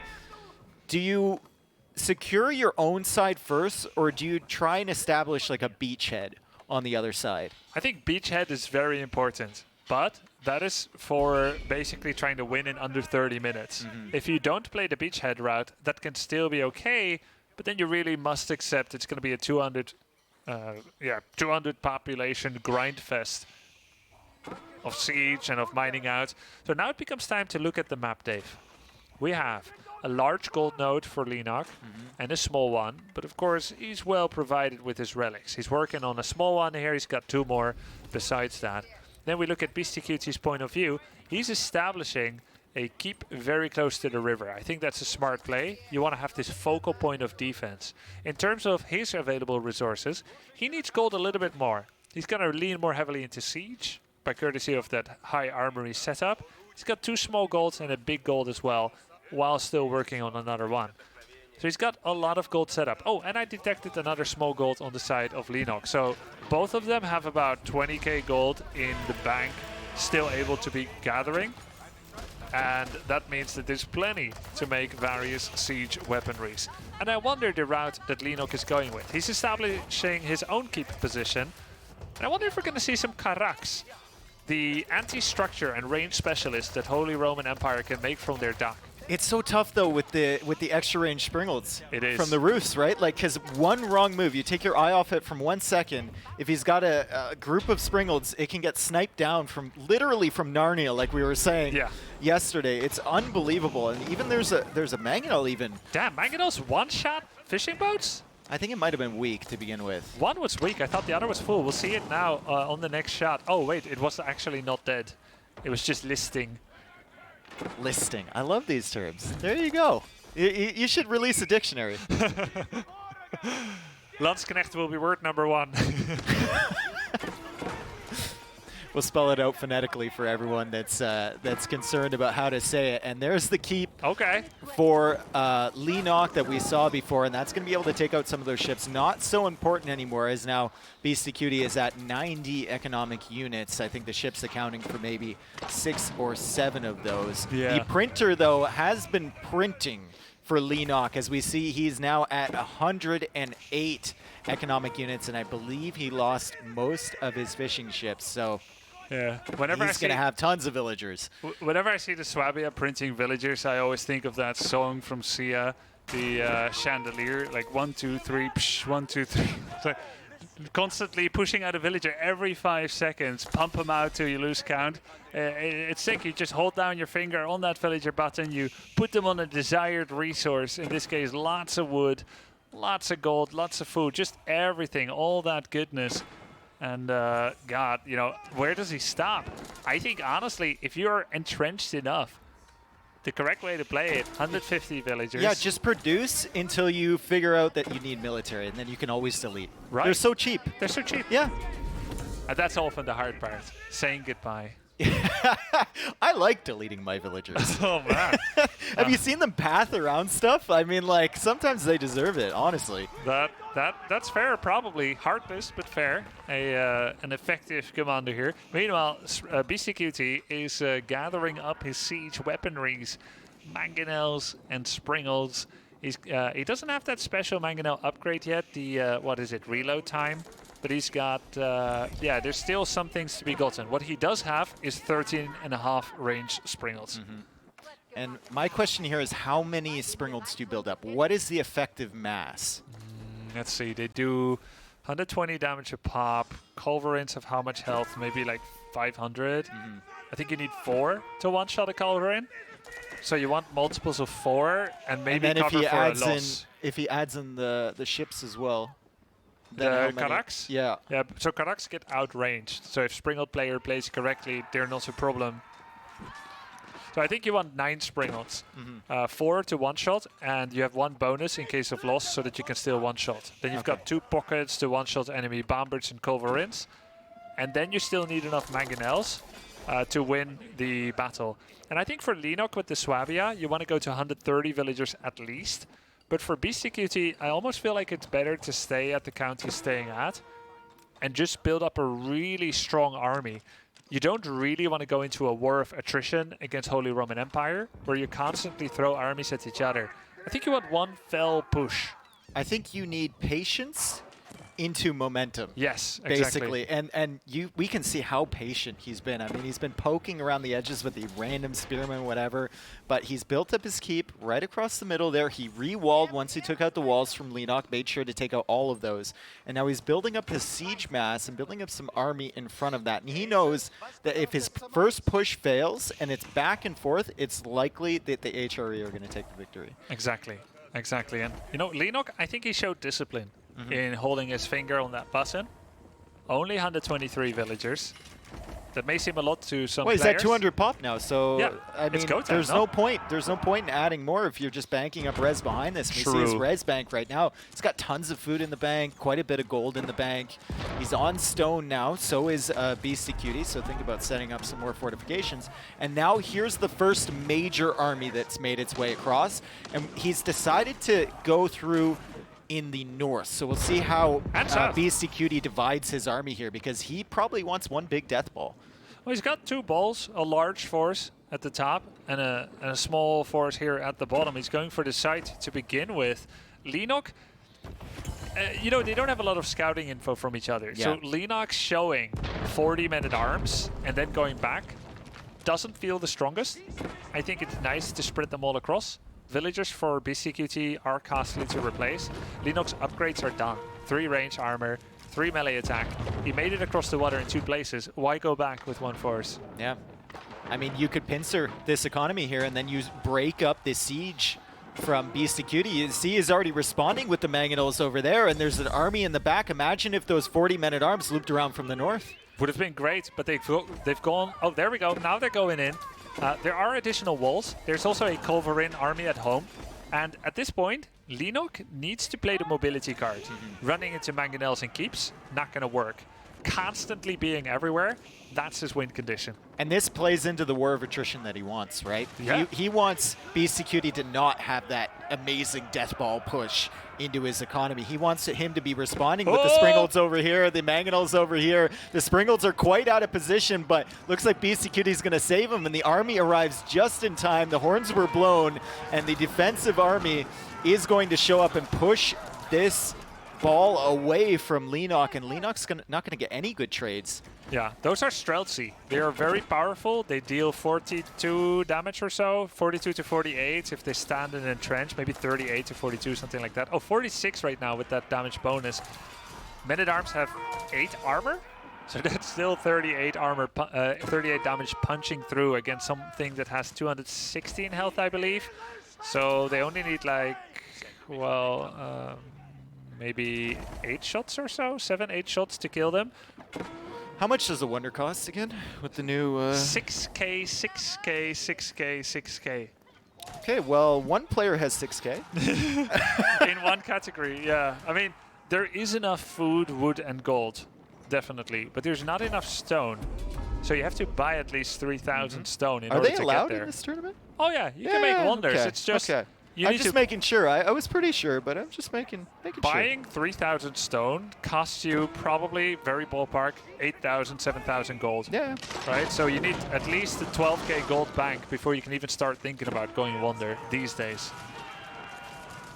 All right, so we have Leenock trying to break in through the walls once again, but the Streltsy are there, and they're going to be getting so much damage. Does he even get through the wall there? The Culverin's coming forward. The Mangonels are all set up, but it's only a matter of time before the Springolds have their say and start shooting at those Culverins from max range. More infantry from Leenock over here, but it doesn't seem like he has anything that can really kill the fortifications from BC. Not with the siege still there.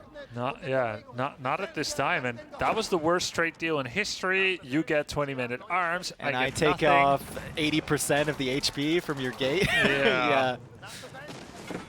What was that? That was the Springold. Oh, wow. See how far away they shoot? You don't even know what it is. It just kills you out of nowhere. Sniper special ops right here, yep. So at this point, Leenock has so much food, and he's continuing to get so much. It's very important for him to manipulate market rates. Sell food until the rate is 10 for 100, or let's say 100 food for 10 gold, just to make sure Beastyqt can't do the same.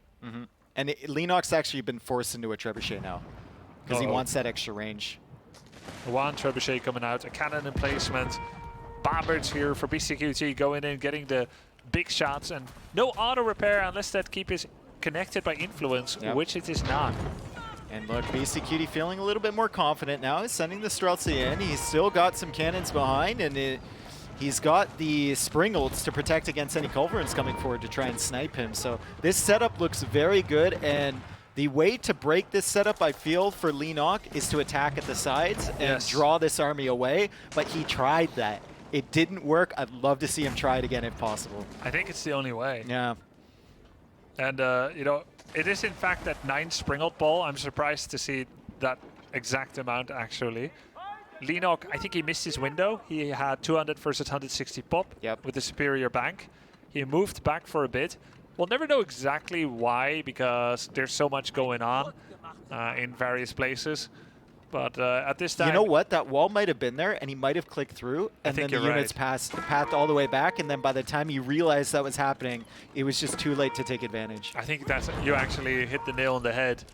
Beastyqt didn't wall off that water side. Yep. He went for other walls instead, and Leenock didn't figure And that look, out this before is it was too late. what, keep number 3? The 3rd castle sank into the swamp here. Maybe the 4th castle. Yeah, can I say something? Keeps are no good anymore once bombards are there. Yep. In the front, they're only good in the back to stop mobile armies from harassing farms or something like that.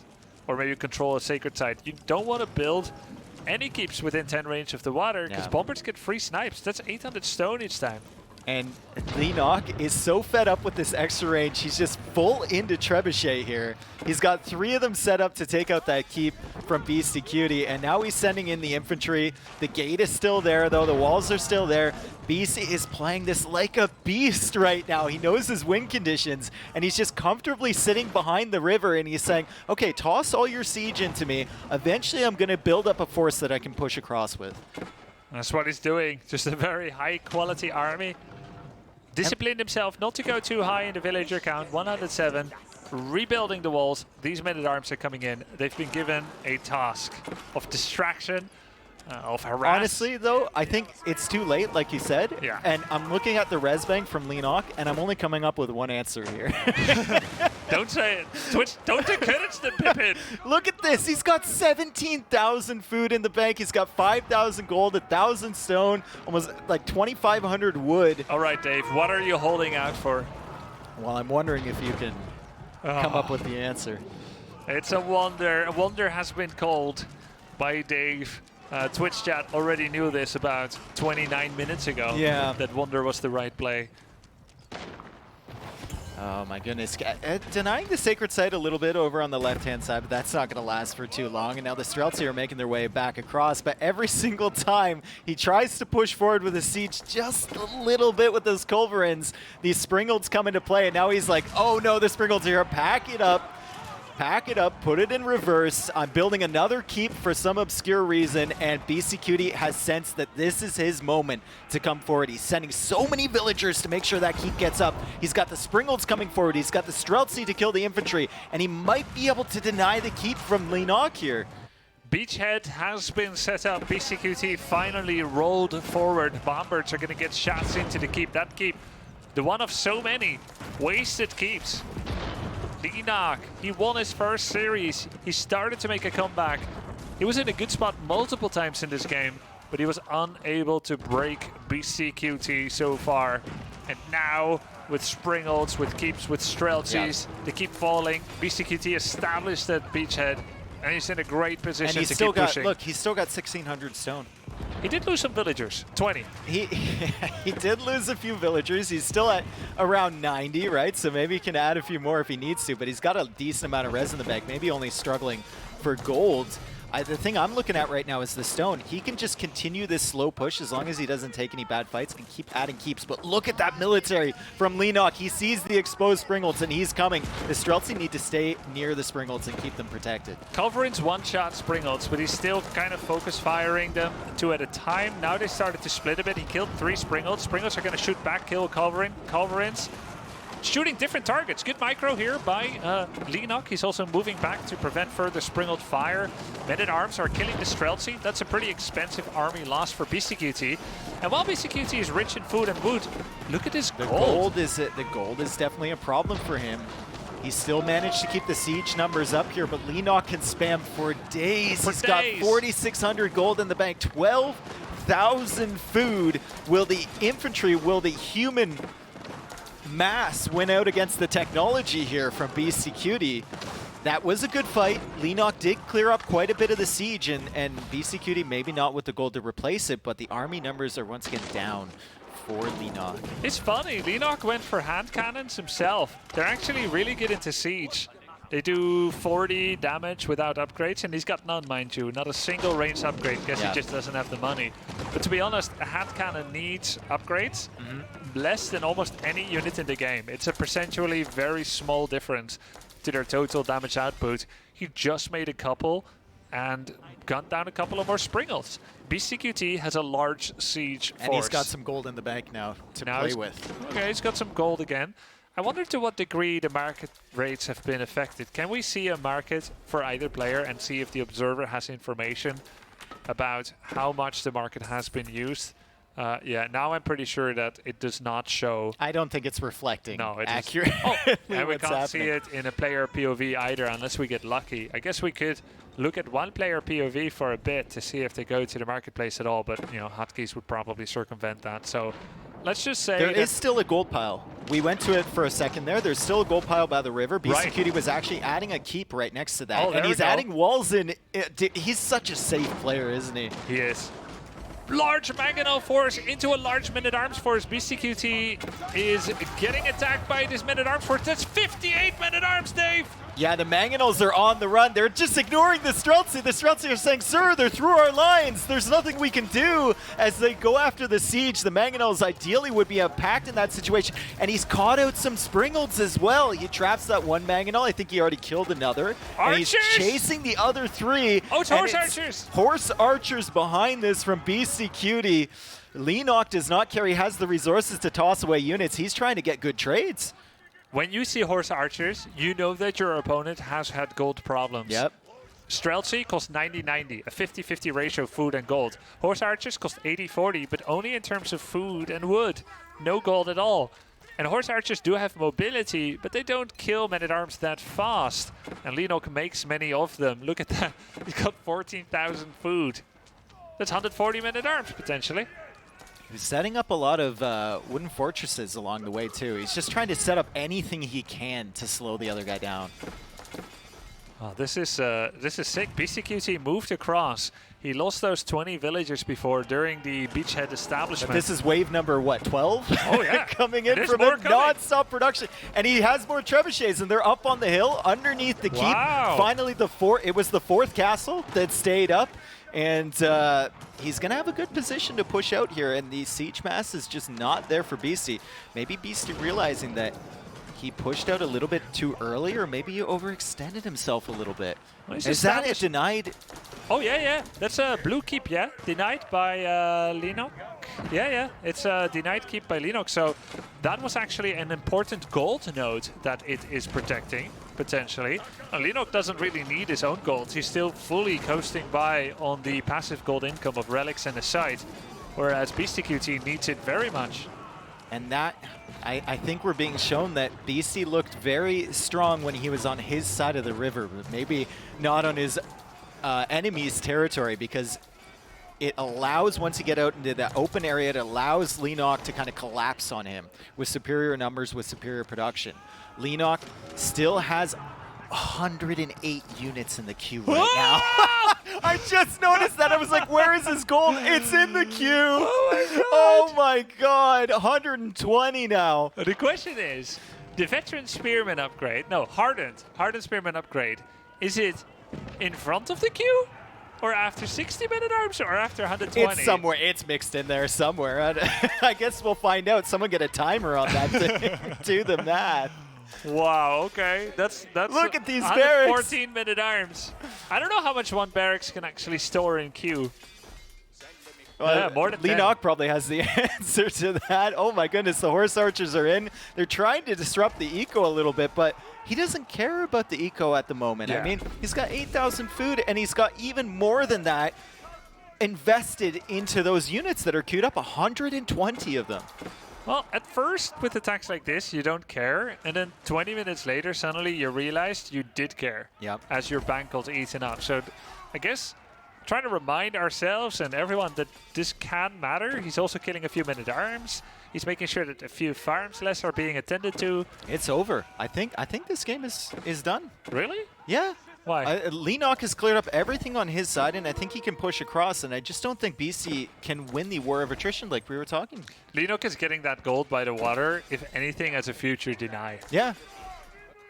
The horse archers still working on the eco. Leenock still at 107 villagers, though, and look at his res bank. It's insane, and still has 108 villagers queued on Beastyqt's side. We see he's at 185 population with one Mangonel queued only.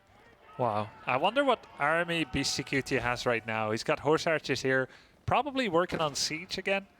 Springolds and Mangonels and what have you, but... Oh, actually, I take it back. I take everything I said back. It's over, No.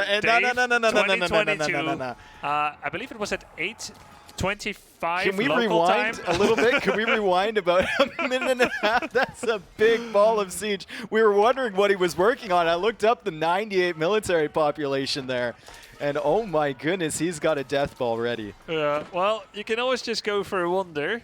Leenock, he's gathering up enough for a wonder soon, no? Yeah. Very, very soon.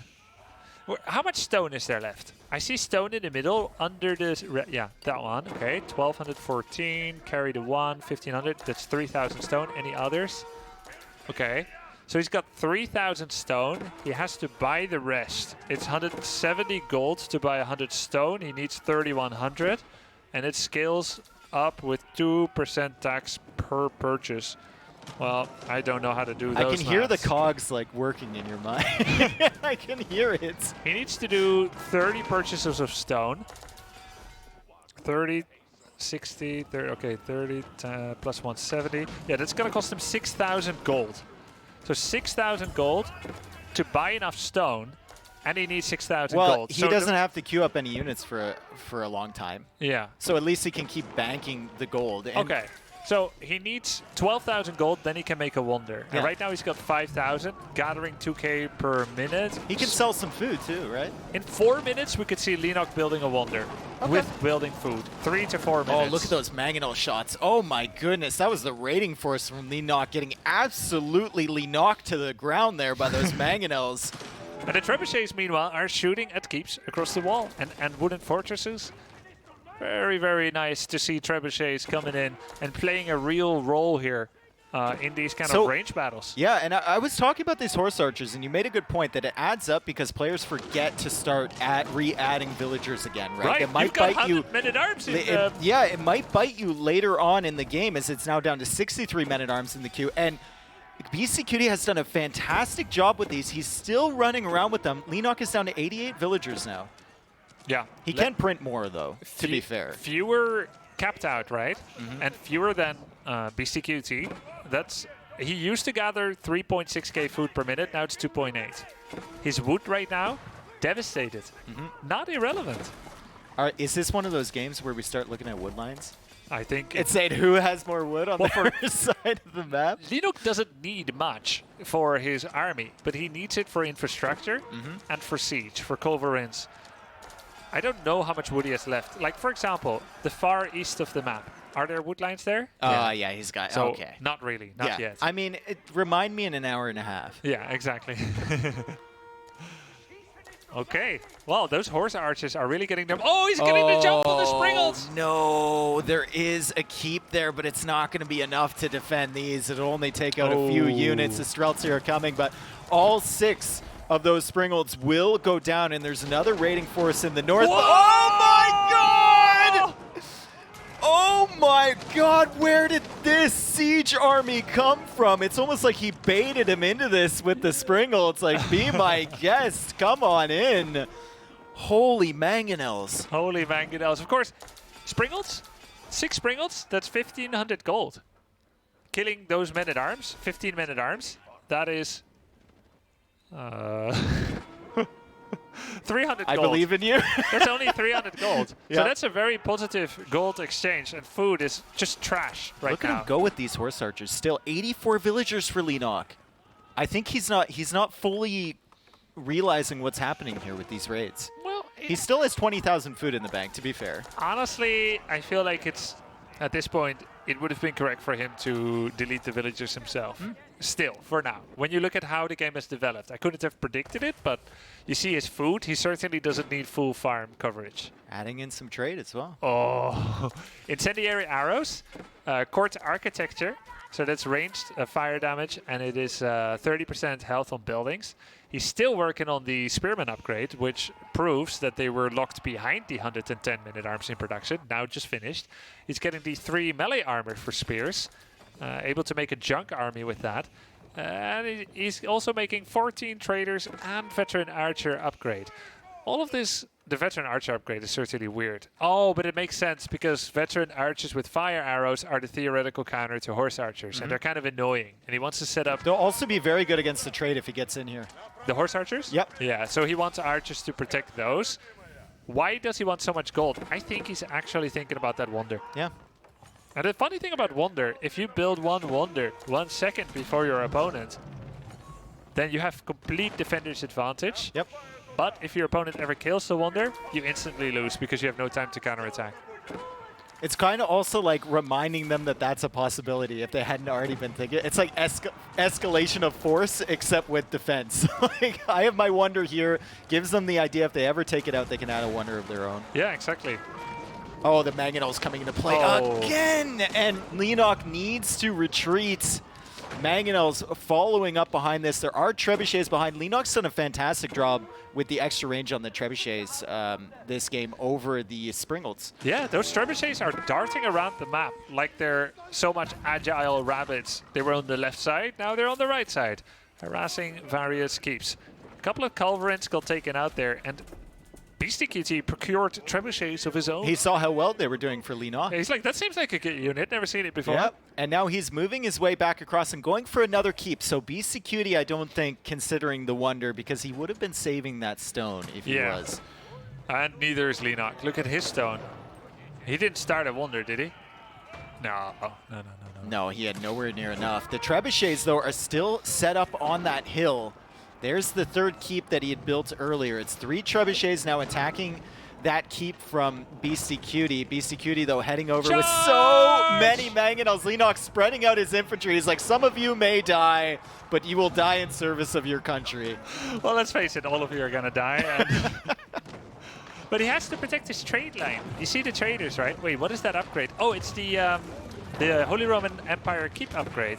That gives bonus health to stone towers, which are not allowed to be made in this tourney, stone walls, stone gates. I don't think it gives health to keeps, but might as well make it, he's rich. No. And here come the infantry, and there go the shots from the Mangonels. They're just reloading now. Maybe more big shots coming in. Infantry being shredded here, but the keep goes down. Villagers will go down. Mangonels are still unpacked, though, and another group of infantry going down from Leenock, and he's going to have to retreat. I think he killed maybe 1 Mangonel there. Yeah, 1 Mangonel maybe the most. He killed about 6 to 8 villagers, a keep, and killed almost nothing else. This was a terrible trade for Leenock. And there's another keep from BC. Right after his old keep went down, he goes for another one forward. The trebuchet gets sniped in front there from the Springolds, and I think they're going to focus on that one in the back too. 13 range on those things. Leenock trying to deny this. Leenock, ooh, look at his resources now. He's getting a little bit down there. I guess he does have 105 units queued. Yeah, to be fair. That's true. But it means he cannot make any culverins right now. You just saw him either finish or cancel 10-minute arms, maybe to start more siege units. His trade route is under attack. Beastyqt might just be doing it here. He's maxed out. And he always, every time he's found success in this late game, it's with this big ball of siege. And he needs to keep all of his units around this ball of siege, slowly push out one keep after another, secure a position, keep his Mangonels safe. He's now switched to a slightly different composition from the first time, right? Yeah. He had maybe 3 Mangonels in that one and majority of Springolds. He's figured out that he needs to counter the infantry and only have a few Springolds behind to take care of those trebuchet. Yeah, I mean, I still count like 7, 8 Springolds, 2 trebuchets, 1 or 2 bombers, and 8 Mangonels. Absolutely disgusting army. He's killing so many traders. He's attacking the Aachen Chapel as well, and several unit production buildings. We've got 121 minute arms in production. I almost feel like there's not enough production facilities for Leenock. You should have like 36 barracks. Yeah, if you have 121 units queued, I mean, you should have barracks all over your land. And now he's trying to pressure in, but this ball just seems unstoppable. The Mangonels are doing work here. The Springolds are even getting hits against the units from Leenock. And of course, the Streltsy are in front. The wooden fortresses come up, and it looks like Beastyqt had a sigh of relief there. Yeah, he's like, oh, I killed the big ball. That's the gamer's sigh. Yeah. That seems premature. Leenock gave him no reason to actually make a sigh like that, but it's very much his personal assessment that he's getting to a winning position. Who can fault him? He's maxed. He just killed 50 plus pop of army. I feel ashamed. I didn't have faith in Beastyqt's abilities when I called the game for Leenock, what, 5 minutes ago, maybe? Yeah. Wow. Well, who could expect this? Like, such patience and resilience. The second beachhead establishment. Good micro. A nice horse archer run by as well to buy time, keep Leenock preoccupied, and marshal up and gather up and muster up his Where are siege those forces. relics, by the way? Bottom right. Bottom, he's getting awfully close. He's getting awfully close, and that was the reason that Leenock is still in the game. And he's got trebuchets with, what, 16 range, getting near to that building. I think the spring-on emplacements coming in on some of those wooden fortresses as well. Yeah, 1, 2, 3. Probably bought some stone. He's completely beggared his gold supply. Here, I think. One last charge. One last charge going after the Mangonels. There's still a bunch of Springles behind that. He's even made walls around his army here. And that is a fantastic play from Beasty. And Leenock calls it. What a game. What a set there between these two competitors. Leenock going down 3-1. Beastyqt going through. And he's got to feel good after that. Look at, he's got that little hidden smile on his face right there. He feels it. He heaves a sigh of relief after winning that. Yeah, 48-minute game.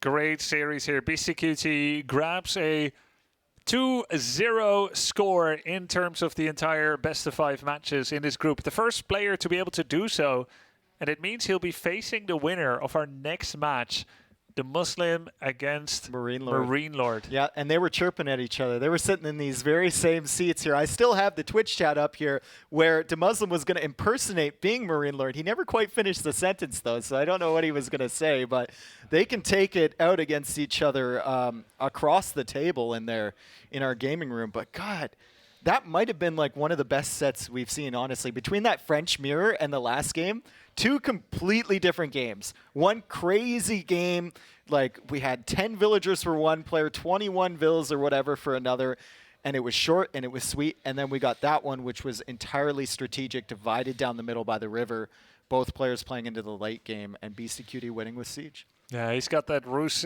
Imperial advantage with that range and the extra upgrades of the Siege.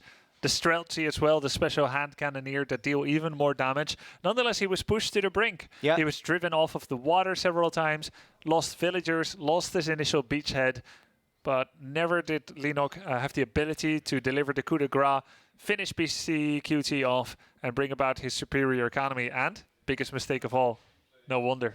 No wonder. I mean, he had the gold, probably. He had all the units queued up, and I think if he saved enough, maybe he could have gone for one. But at the end of the day, he couldn't stop the push from Beastyqt, so what is the wonder going to do? You can't stop it anyway, right? Yeah. I mean, I love the way we saw Beastyqt kind of learning from his initial mistake with the push, right? Like, he pushed across with a majority of Springles and only a few Mangonels. He thought the Streltsy would be enough to protect it. Leenock just said, okay, I see your Streltsy. Goodbye. I'll put them in the rearview mirror, and I'll go directly after your Siege. And then the next time he came across, he had a gigantic death ball of Mangonels. Yeah. And I want to preface the next thing I'm going to say with the fact that I have never done this myself. I've never thought of doing this myself in a game. But maybe what might have been correct, besides having more barracks, I think maybe Leenock had 10 or 20. Maybe like 10, 12 barracks is my feeling with how many came out at the time.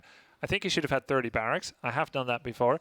And then for the rest, beggar his own villager supply from 125 to 80 maybe, or 70. That may seem scary, but at the end of the day, he was not cost efficient anymore. He did have a large bank.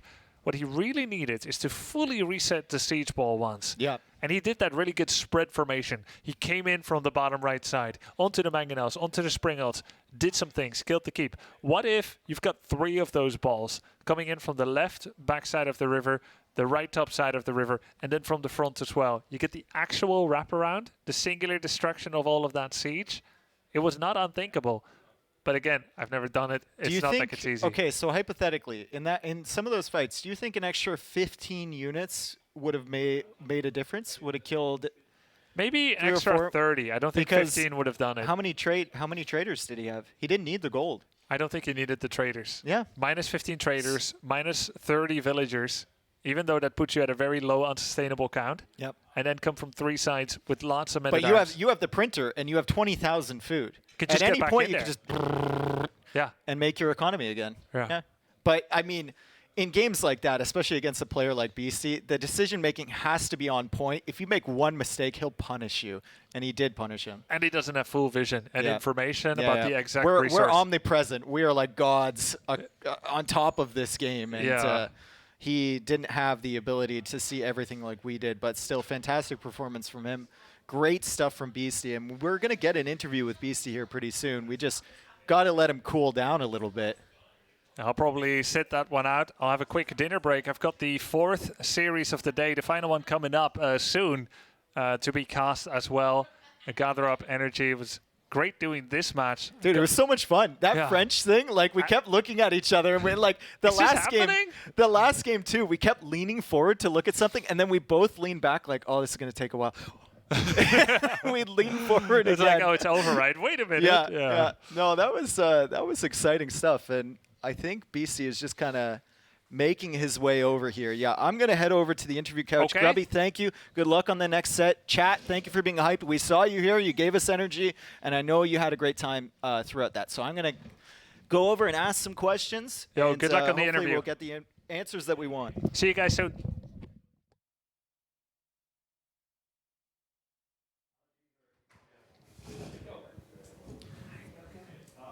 So that was kind of crazy. That was actually nuts, those last 2 games there. I actually forgot what was the game before. The This one one where you took had so 10 long. villagers? Oh, yeah. The French versus Yeah, French. you that kind of was- blocked that one out of your mind maybe a little bit. It's weird because I thought I would be ahead because I went professional scouts, but he kind of just rallied knights into my base. Yeah. And I feel like if I manage to hold somehow, like I'm super far ahead because I, a deer under my TC and then he doesn't. So then he's very open to harass. But I just started with so many losses that even after, I feel like I killed a lot of villagers, but I just had too many dead already. So that was game number 3. That was the one game he won, the French mirror. There was a point in that game where you were kind of running away from your gold with like maybe 15 villagers. You went through the gate and you thought they were safe on the other side. Yeah, and there was nice. What did it feel like to come back to that and see like all but maybe 1 or 2 of those dead? I mean, at that point, I just kept suffering losses. And when I lost like 15 villagers, I was like, this is not going to work. So I kept trying to delay the game as much as I can. And the funny thing is, if I lost a little bit less workers, I actually started killing so many on the other side. But, then I saw he had farms and he had a lot of gold on villagers and gold. So I kind of knew the game was over. Yeah, I mean, you got some on the deer and whatnot, and then he managed to find your gold that was in the middle of nowhere on the edge of the map, and that was just the kind of the killer blow. I think you went down to single-digit villager count at that point, and you tried to make it happen, but it didn't. But anyway, let's start back off on game number 1. You had Delhi against Mongols, right? And he went for the early pressure on your wood line and on your gold, but I feel like you adapted really nicely to that and just kind of played around that to the sides. Can you explain like what your approach was once he got those 2 outposts down? So I suspected he's going to Mongol tower rush, especially because it's Delhi. Yeah. You don't really want to play a normal game. So the timing on the scout was like timed so that if he's moving across the map at that point, I can see it. I don't need to check the UVU to know that he's doing a tower rush. And when he started tower rushing, it was unfortunate that my gold was next to wood, which is best case scenario when you're tower rushing, because you're blocking 2 resources at the same time with 1 tower. So, yeah, when that happened, I mean, I knew what kind of game I'm in for, because I'm also someone who likes to tower rush here and there. And if you get quick archer range, you stop the upcoming towers and you just kind of play around it. It is annoying because there's towers right there, and if you miss rally anything, it just insta dies. But my plan, remained the same to try to get relics. He did a good job sacred sites. He did a good job denying them. I only had 1 for most of the game. Yeah, I think the one at the top, he was really all over that one. Yeah, too. and the middle one had his units and he had towers. So it was hard to actually get. And the game kind of started, as a Mongol tower rush, but then it transitioned into harassment back and forth. And then I killed like a bunch of villagers at his gold. And funny thing is, he had like spearmen to fight my horsemen, but I would take the last horseman and run it around. And Yeah, the we spearmen kept asking, following. like, where are they? He keeps coming back to this gold. And then, like, I would shift queue it, and then when it dies, I just take the next horseman. Yeah, and he didn't pay attention because I'm assuming he just A-moved spearmen and was like, that's fine. so he didn't pay attention. Lost a lot of workers, but it was still close because Mongol is like Delhi, very very strong civ. Yeah. And then after it kind of got a bit messy. Like I felt like I was really far ahead. And then I was kind of worried that I'm going to just lose to a counter push. But I got a couple of elephants. I got a springald, and because of all the counterattacking, I knew he was pretty far behind on villagers, most likely. I'm not sure what the worker count was, but I felt like he was behind, and I took 4 relics, I think, as well. Yeah, and you had your economy upgrades because of Yeah, Delhi, yeah. right? So, yeah, at that point, I knew that the attack is like extremely all in, because if you attack with siege, you can't run away if you lose, right? Yeah. So any attack with siege and no backbone, like keep or towers or something, it's all in. So I just tried to delay a little bit, get a springald, got some scholars to heal, and managed to defend. So game number 2, you were talking about it before, and you said it was going to be spicy, right? And then you saw Leenock enter the room. This was before the match, and you kind of hushed down a little bit. Did you suspect he was going to go for Chinese? Yes. I knew he was going to pick Chinese or And you knew as long as you or got Abbasid. like 2 relics, you were fine? Yeah, I knew he was going to pick Abbasid or Chinese, which HRE, I think, counters really hard, in my opinion, because it's very hard to prevent the relics. And if you commit to preventing the relics, then, you know, you kind of fall behind. And Yeah. HRE doesn't need relics ASAP. That's the thing. You can kind of play a longer game, and eventually if you take them, it's still really good for you. So I suspect he's going to pick Chinese. I know that he likes picking them more on a bit closed off maps, and he actually banned Heal and Dale. Because Chinese used to be good on it, not anymore. And when he picked Altai as his second map, I knew he was going to pick Chinese, so I just went with HRE. And HRE, I think, is really good on Altai, which not many players play it. Because you have the free deer next to your TC. So it's very easy to get to castle without any investment into professional scouts or anything else. And then finally, we already talked about game number 3, but that last game, you knew it was going to go late, right? You played for the relics. You got 3 of them. He got 2 of them. You knew you were probably going to be behind in gold income.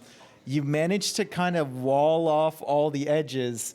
And then what were you thinking after your first siege push failed and the keep went down? Was that the one on the bottom?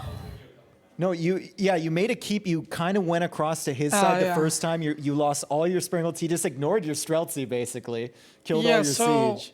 That game, I mean, my plan was to take control of the water and go late. The water part kind of succeeded because I denied fish early on. He got it back later, but I saw that he was trying to wall, so I just put the ship across and then, managed to deny his fishing.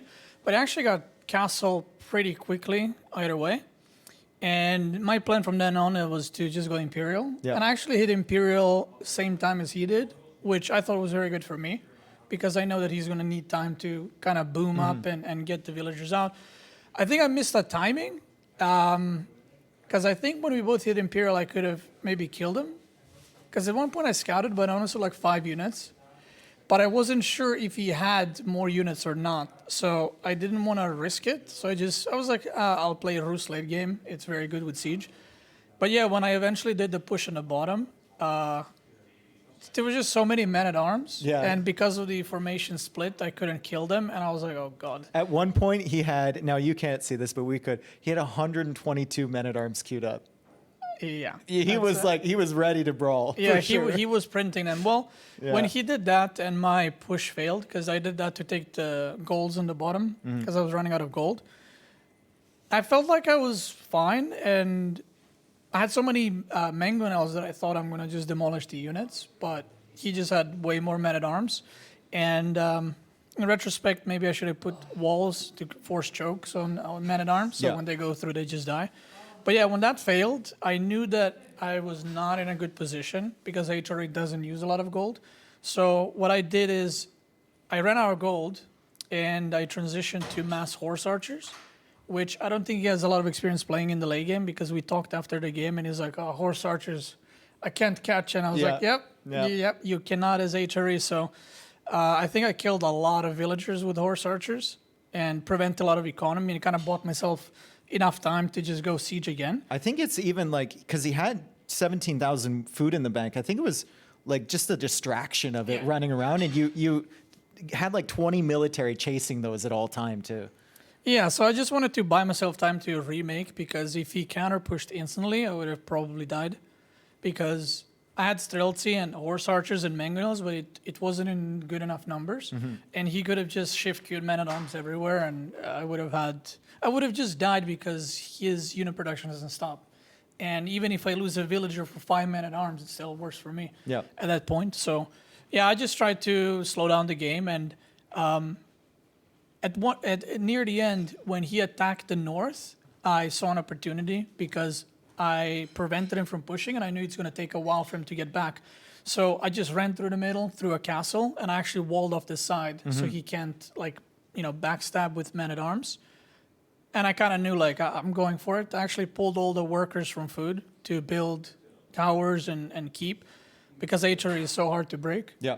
They can just play on food. You just have to wait for your window and then go for it. They can basically just play on food, and your best chance is to just try to get straight into their base and set up siege and everything else. And yeah, once I got the keep down and once the first engage went good for me, I knew that was it. So you're 2-0 now. Does it feel good heading into day number 3?